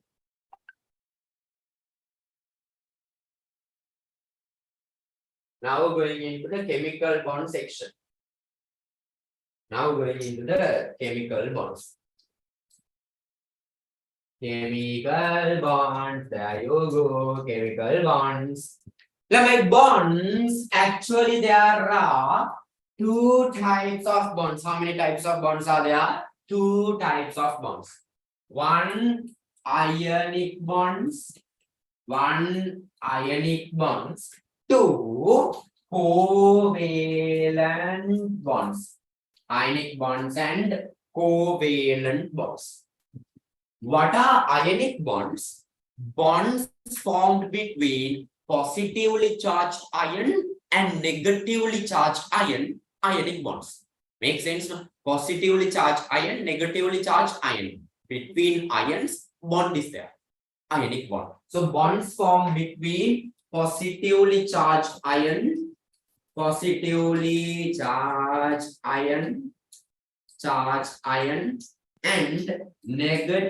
charged ion. Bonds formed between positively charged ion and negatively charged ion, ionic bond. So here, actually what is happening is, one person will give the electron.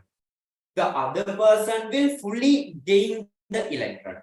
Positively charged ion will liberate electron. Negatively charged ion will obtain that electron. So one person gives the electron, the other person gains that electron. So giving and taking happening in ionic bond. What is this covalent bonds means? Bonds formed due to sharing of electron. So here not totally given. Giving and taking is a different concept. Sharing is a different concept. Here giving and taking. Here, sharing of electrons. So, covalent bonds are formed by sharing electrons. Bonds formed due to sharing of electrons is covalent bond. Bond formed between positively charged ion and negatively charged ion is going to be ionic bond.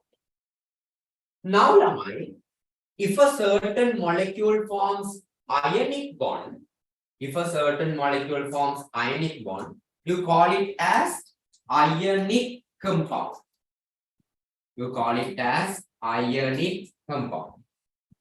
If a certain molecule forms covalent bond, it is called as covalent molecule. It's called as covalent molecule. Compound forming ionic bonds are ionic compound. Molecules forming covalent bonds are covalent molecules. Ionic compounds, what are the examples? Sodium chloride, NaCl. See, now what we think is sodium chloride is formed between sodium and chlorine. Wrong. It's not formed between sodium and chlorine. Sodium plus iron and chlorine minus iron joins to form sodium chloride. That's why we name it as sodium chloride. It's not sodium chlorine. Lamai chlorine. Chlorine is Cl. This is chlorine. This is chlorine. Chloride is Cl minus 1. This is chloride. Out of these two, what is present in this compound? Sodium chloride. Cl minus 1 is present. That's why we call it sodium chloride. Otherwise, we can call it sodium chlorine. No, we never call it sodium chlorine because chlorine is not there. Chloride is only there. That means Cl minus ion and Na plus ions are only there. So bond formed between positively and negatively charged ions are ionic bond. So this is going to be ionic compound. Having ionic bond, it's going to be example for ionic bond. And one more point, ionic compounds exist in ionic lattice. It exists in what? Ionic lattice. So the final three-dimensional structure is going to be the ionic lattice structure. Coming into the covalent bond section, what are the examples for covalent molecules? H2 is a covalent molecule, N2 is a covalent molecule, O2 covalent molecule, F2 covalent molecule, H2O covalent, carbon dioxide covalent, ammonia covalent, and then CH4 covalent. All these are covalent molecules. Now, some of you might be thinking, sir, why ionic are called as ionic compounds and covalent are called as covalent molecules? Can't we call this as ionic molecules? Can't we call this as covalent compound? What's the reason? Again, going back to the first thing that I taught. What is a molecule? More than one atom molecule. H2, more than one atom. N2, more than one atom. O2, more than one atom. F2, more than one atom. H2O, more than one atom. All these are molecules. Ionic compound. What is a compound? More than one, two or more different types of atoms join. Different types of atoms joining. See, sodium chloride. Different types of atoms are joining. So different types of atoms join to form ionic compound here. More than one atom join to form covalent molecule. So these people are called covalent molecule. These people are called ionic compounds. Okay, right. Now coming into the Lewis structure. Now, how to draw a Lewis structure? There are rules, there are methods, how to draw, all those things are there. Now, I'll give you all the Lewis structures. Simply memorize it and keep. If you want to convert the Lewis structure to Lewis dot and cross, you can convert it. Lewis structure to Lewis dot, you can convert it. So the basic hard part there is Lewis structure. Only several Lewis structures are there. Only few Lewis structures are there. Memorize it and keep. What are the Lewis structures we have in our syllabus? H2, O2,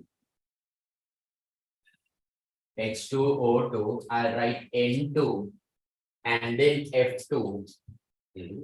Other than that, water H2O, carbon dioxide CO2, ammonia NH3, and then CH4. These are the main ones. Separately, there are two more that one I'll do separate. H2, how is H2 Lewis structure going to be? Hydrogen, hydrogen, single bond. It's right. O2, oxygen, oxygen, double bond. 2 electrons remaining here and 2 electrons there. Altogether 4 electrons. O2. N2, nitrogen always try to form 3 bonds. Triple bond.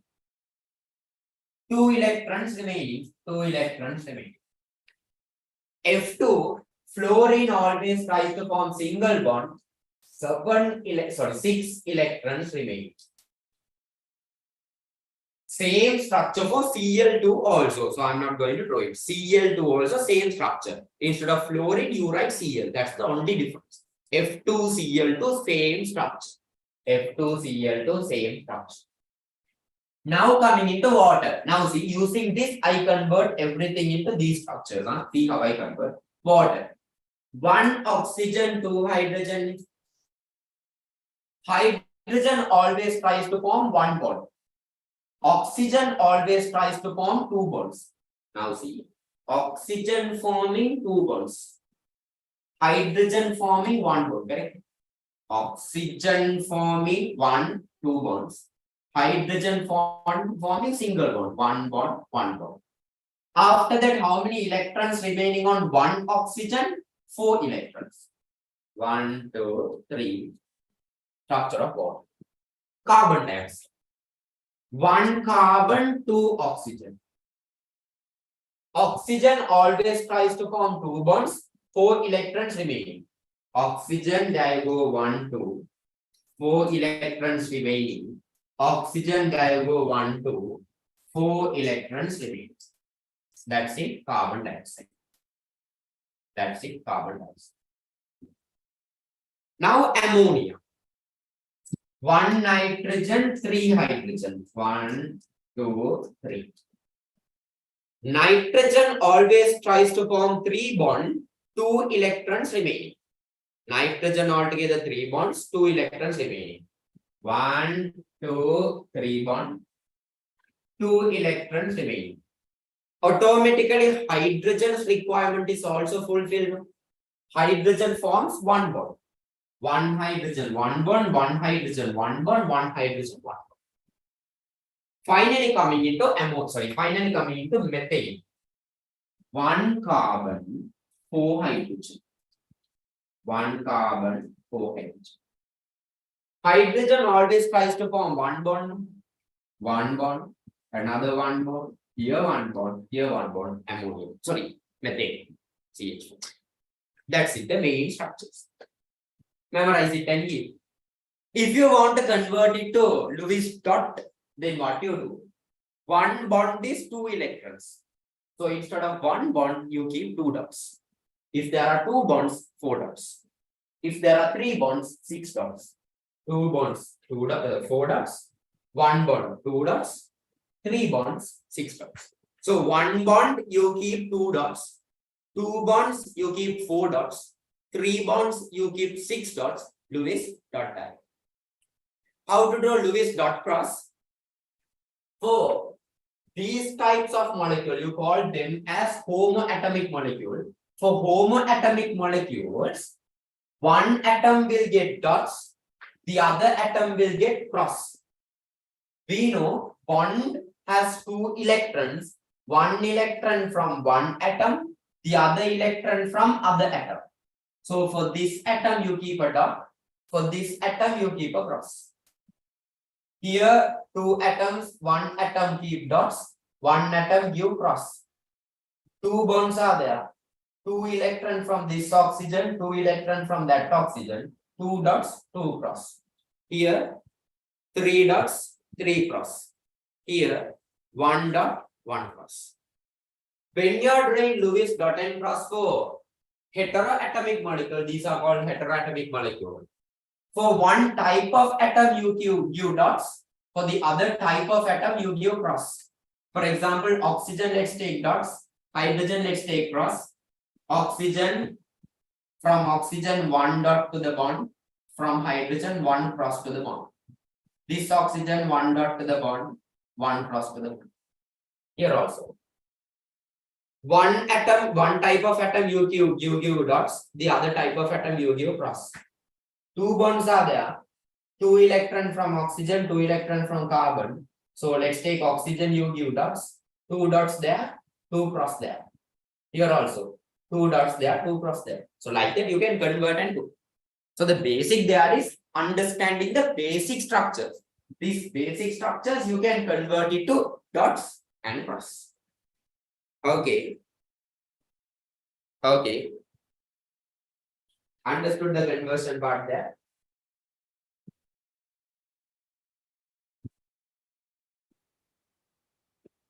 Okay.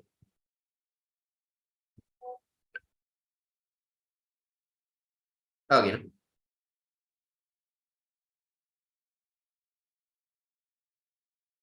Fine. Here, two more special points are there. Usually, when a covalent bond is made, except hydrogen, all the other atoms, their valence number of electrons become 8. That means 8 electrons will be there in the valence shell. Altogether, there will be 8 electrons. See, oxygen here. 1, 2, 3, 4. Bond has 4 electrons. 2 bonds means 4 electrons. Another 4. 4 plus 4, 8 electrons are there. Take this nitrogen. 2 electrons there. Each bond has 2 electrons. 2, 4, 6. 6 plus 2, 8 electrons are there. So when a certain atom makes covalent bond, there will be 8 electrons in the valence shell, except hydrogen. But there are 2 molecules where this 8 electron concept is not fulfilled. One, AlCl3. There is an issue with AlCl3. Next one, PCl5. I will draw the structure and show you. AlCl3. 1 aluminium, 3 chlorine, bond. Chlorine has 6 electrons remaining. Here also chlorine 6 electrons remaining. Here also 6 electrons remaining. Count the number of electrons now. Chlorine no issue. 2 there, 6. From the bond another 2. Altogether 8 electrons are there. This chlorine also 8 electrons. This chlorine also 8 electrons. Chlorine has no issue. It has 8 electrons. Count the number of electrons around aluminium. From this bond 2 electrons. From this bond another 2, altogether 4. From this bond another 2, altogether 6. So how many electrons are there around aluminium here? 6. Usually it should be 8. Here only 6 electrons. You tell this as octet of aluminium is not completed. Octet. Oct means what? 8. 8 electrons should be there. Octet should be usually octet should be completed. But AlCl3, aluminium's octet is not completed. Only 6 electrons are there. Next PCl5. 1 phosphorus, 5 chlorine. 1, 2, 3, 4, 5. 1 bond, 1 bond, 1 bond, 1 bond, 1 bond. 6 electrons remaining. 6 electrons remaining here also. Here also 6 electrons remaining. Here also 6 electrons remaining. First look at chlorine.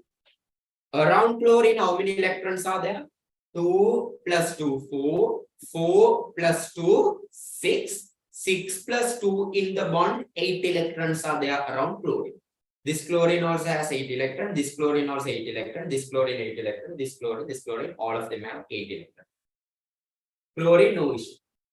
Count the number of electrons around phosphorus. 1 bond, 2 electrons.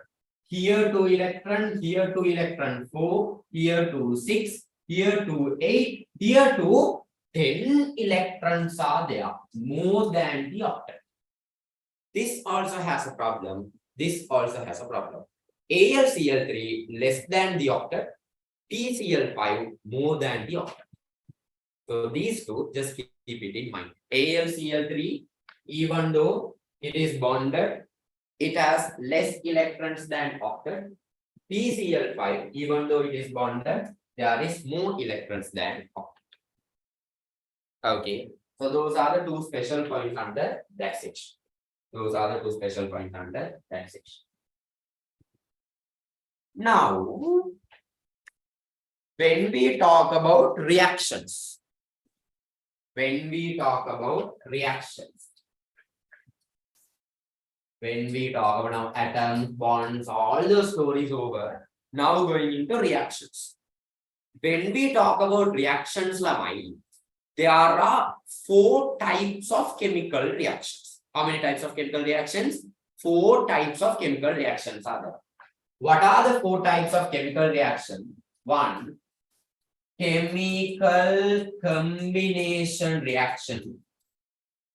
Chemical combination reaction. Number 2. Chemical decomposition reaction. Chemical decomposition reaction. Chemical decomposition reaction. Next one. Single displacement reaction. Single displacement reaction. Single displacement reaction. And the last one, double displacement reaction. Last one, double displacement reaction. Double displacement reaction. So basically there are 4 types of reactions. What are the 4 types of reactions? 1. Chemical combination reaction. Next, chemical decomposition reaction. Next, single displacement reaction. Next, double displacement reaction. What is this chemical combination means? 2 people combining together. A plus B combined to form C. A plus B combined to form C. Chemical decomposition means one person breaking into several other components. A breaking to B plus C. Single displacement means A is there. A is there with B. Suddenly C comes. A is there with B. Suddenly C comes. Now what is going to happen? B, one person going to get displaced. B, one person going to get displaced. It will join with C. Can you see only one person displaced? One person out of the box. A is with B. Now C is with B. A out of the box. Single displacement. Double displacement means A is with B, C is with D. After the reaction, C is with B, A is with D. Margin. Initially A is with B. Now A is with D. Initially C is with D. Now C is with D. Both are displaced. Double displacement reaction. Then what are the 4 types of reactions? Chemical combination, chemical decomposition, single displacement, and double displacement reaction. Yeah. Grade 10's your part is over. Grade 10 section is over. You all go and start ironing your clothes. Grade 10 section is already over. This is for the grade 11's main. But if any grade 10's want, can stay if you have time. Grade 10 section is already over. So these are the 4 types of reactions. These are the 4 types of reactions. Okay, right. Few more special points there in this section of the lesson. Few more special points there. Few more special points there. Few more special points. What are the special points? Some special points about reactions. Some special points about reactions. Listen very carefully. Metals, there you go. Metals, when reacted with oxygen, they form their oxide. Metals, when they react with oxygen, what do they form?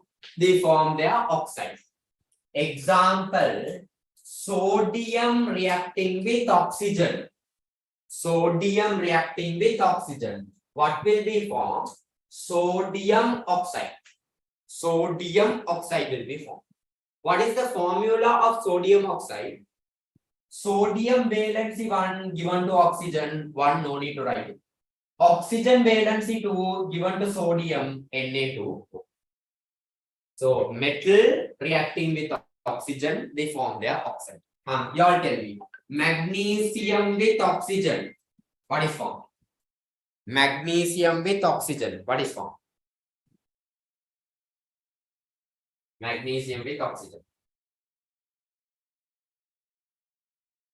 Magnesium with oxygen. Magnesium with oxygen.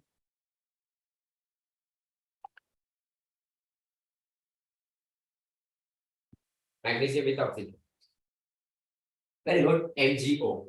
MgO. Then you will ask me, sir, aren't we writing any numbers here? Why? No need to write down. Magnesium also valency 2. Oxygen also valency 2. Same valency is no need to write down. MgO. MgO. So remember, metal reacting with oxygen, their oxide is second one. Second one. Now I'm just summarizing in short term. We can talk very deep about these points. I'm just summarizing it in short. Metal reacting with water. Metal reacting with water. What is going to be formed? Metal hydroxide will be formed. Metal hydroxide will be formed. And hydrogen gas will be liberated. Metal with water, metal hydroxide plus hydrogen gas. Example, sodium, you put it in water. Sodium, you put it in water. What is the hydroxide form? Sodium hydroxide. NaOH, sodium hydroxide. What gas is liberated? Hydrogen gas is liberated. Sodium with water, sodium hydroxide, and hydrogen gas is liberated. Hydrogen gas is liberated. Here I have a very important special point. Now almost my voice is gone. Towards the end of the day.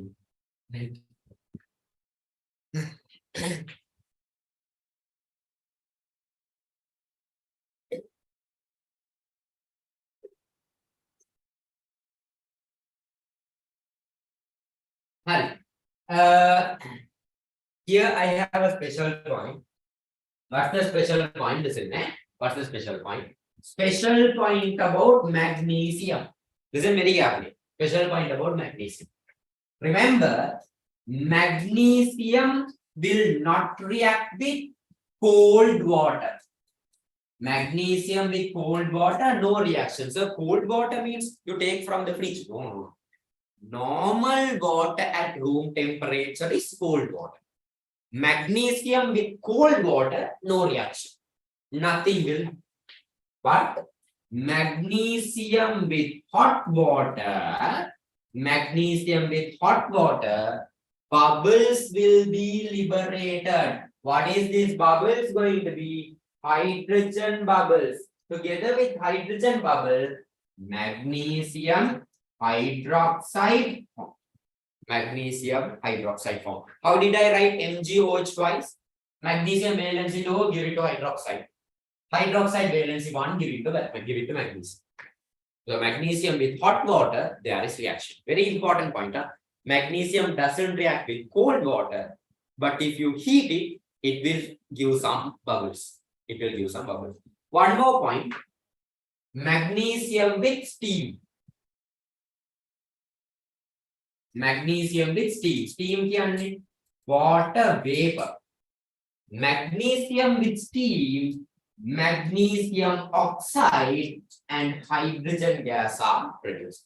Magnesium with steam, magnesium oxide, hydrogen. So remember, magnesium with cold water, no reaction. Magnesium with hot water, magnesium hydroxide plus hydrogen. Magnesium with steam, magnesium oxide and hydrogen. Now the question is, magnesium oxide, acidic or basic? Magnesium oxide, acidic or basic? Magnesium oxide, acidic or basic? Magnesium oxide, acidic or basic?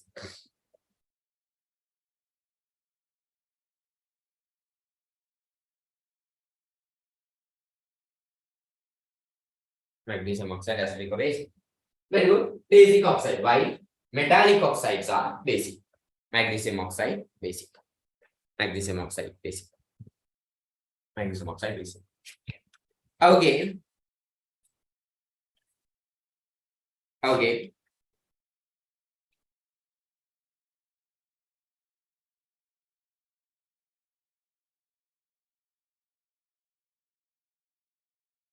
Okay, right. Next one, with HCl like acids, metal plus acid reaction. Metal plus acid reaction. When you put a metal in an acid, remember salt of the metal is formed together with hydrogen gas. Metal with acid, what is formed? Salt of the metal is formed, hydrogen gas is liberated. Example, I take, we'll take magnesium metal, put it in HCl acid. What is going to be your salt? Salt is, how to write down the salt? Metal with the negative ion of the acid. Metal with negative ion of the acid, that is your salt. Metal negative ion is chlorine. Magnesium plus chlorine is magnesium chloride. And hydrogen gas is metal with acid. Salt is formed plus hydrogen gas is fixed. Okay. Here, very important special point is there. Remember, copper doesn't react with HCl. Copper doesn't react with HCl. It's a exam pointer.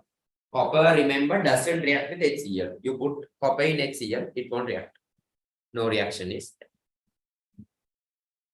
there. Okay. Last point there.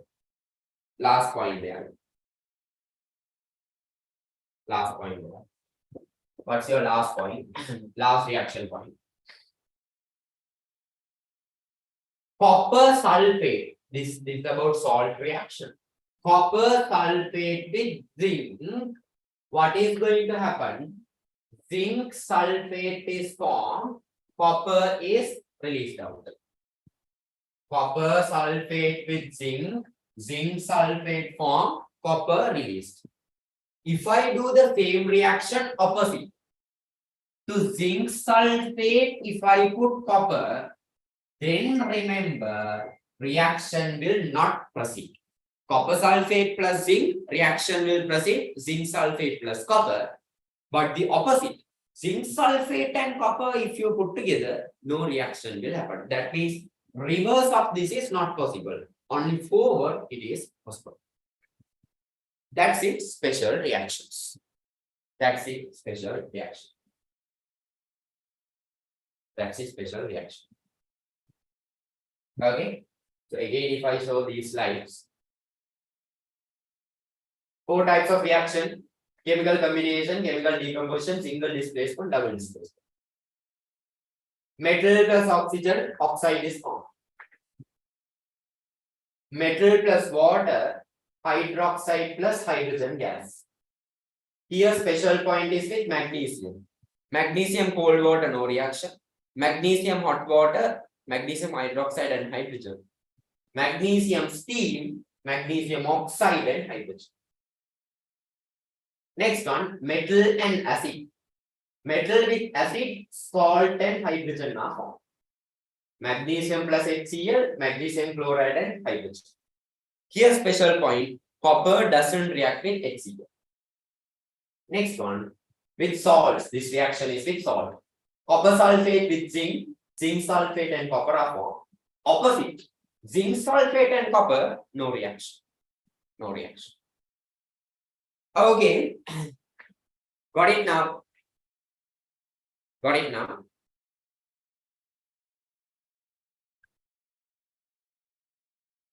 Okay.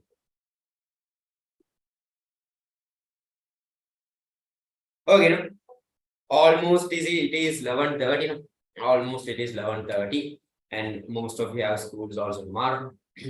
In the way, from this we are going to stop the seminar process, right? Only few more sections are there. That one we can finish it by next week. What are the sections now remaining for us to do? We'll have to do about ion extraction and separately about gases and rate of reaction. Small sections are there. Small sections are there. Only three can ion extraction, gases, and then what you call rate of reaction. Then next week we will start with gases first of all, and then I will do ion extraction, and then I'll finish rate of reaction. From there, this seminar series will finish. Okay. Lot of things covered today. That means I covered only the important points. Some points we have missed then only. When important points covered and when. You all tell me then. Before we finish. YouTube also, if there are people living, we have done that. After interval.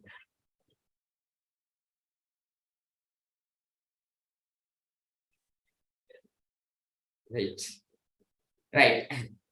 Long session, I think, for your batch. Previous batch had sessions like this. I think longer session for your online. You all tell me think. Up to what we did. First, yeah, up to what we did. That is up to change in matter half weight. Up to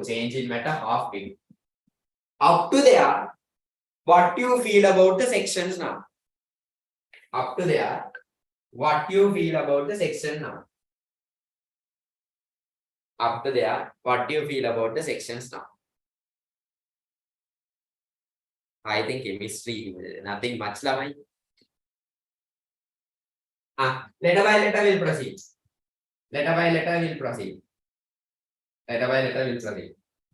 Start. P. Next letter. A. Next.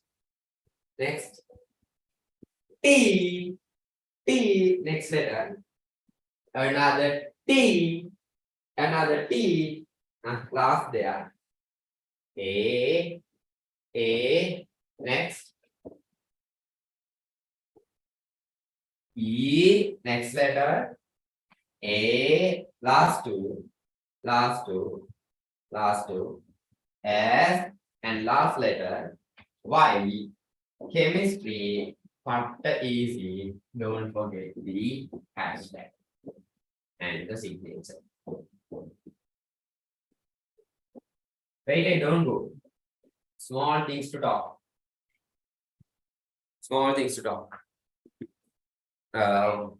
Mainly about the term size now. Especially now only grade 11s are remaining. Things most of them have gone. Grade 11s, listen. Now this is your second term exam from the school. This is your second term exam. This exam and one more exam is only there. So you can't target that last exam. The third term exam is almost like your O-level exam. So keep the third term exam away. Now this one, more practicable exam for you all. Because you are about 5 months, 4 or 5 months away from the final exam. So this is where you take a full practice, because you all didn't have much of a practice to the exam. So take it like a full practice exam for you all. This second term exam, take it as a full practice exam for you all. One thing. Second, can you give your fullest? Now there are so many things to cover. Can you give your fullest now? 1 month, no, 1 month, 1 week. That is about 1 week. Can you give your fullest? Of course, yes. Guaranteed you can give your fullest. Guaranteed. Now, in case if your first term marks is, I talk about science. In case if your first term marks in science is, let's say, less than 50 here. It's less than 50 here, 40, 30, less than 50. Can you first of all take it above 50? Yes, of course. If you are below 50, can you take it above 50 within this 1 week of time slot? Yes, of course you can do. Now, that is possible. Anything after that is also possible. 60, 70, those things above and going for an A. That is also possible. All those things are possible. So 1 week move, you might ask me, sir, in 1 week, can't we do? We can't do. Can we do here? In 1 week, what can't you do? That's my question. 1 week is there. Within 1 week, what can't you do? In 1 week, so many things can change. You can change everything upside down within 1 week. Give your fullest within this week. Give your 100% within this week. Whatever now, while we are doing also, you might have wondered, these sections I really don't know here. Be honest to yourself now. Some section you really don't know. Today also, whatever the sections we did, some sections, now this is a revision section. Here also something really you don't know. Honestly, if you talk to yourself, you yourself know it. Teachers can evaluate for a certain extent. Schools can evaluate for a certain extent. But you yourself know your personality. You yourself know what is your capacity. You yourself know what is that inside you. That only you know. So now you might have already realized what sections you need to revise. Mainly focus on those sections during this week. During this week, some students used to study the same thing because they are interested into that, because they like that. So therefore, they study that same thing and they forget totally the things they need to study. This week, give you a fullest for the sections that you need to study. The sections that you have never touched your book. The sections that you feel hard, this week, guaranteed study. Only those sections can improve your marks. So work on those sections. Okay. Okay, then keep working. We'll meet again next week before your exam. During that week, I will give my blessings and everything before going to the exam.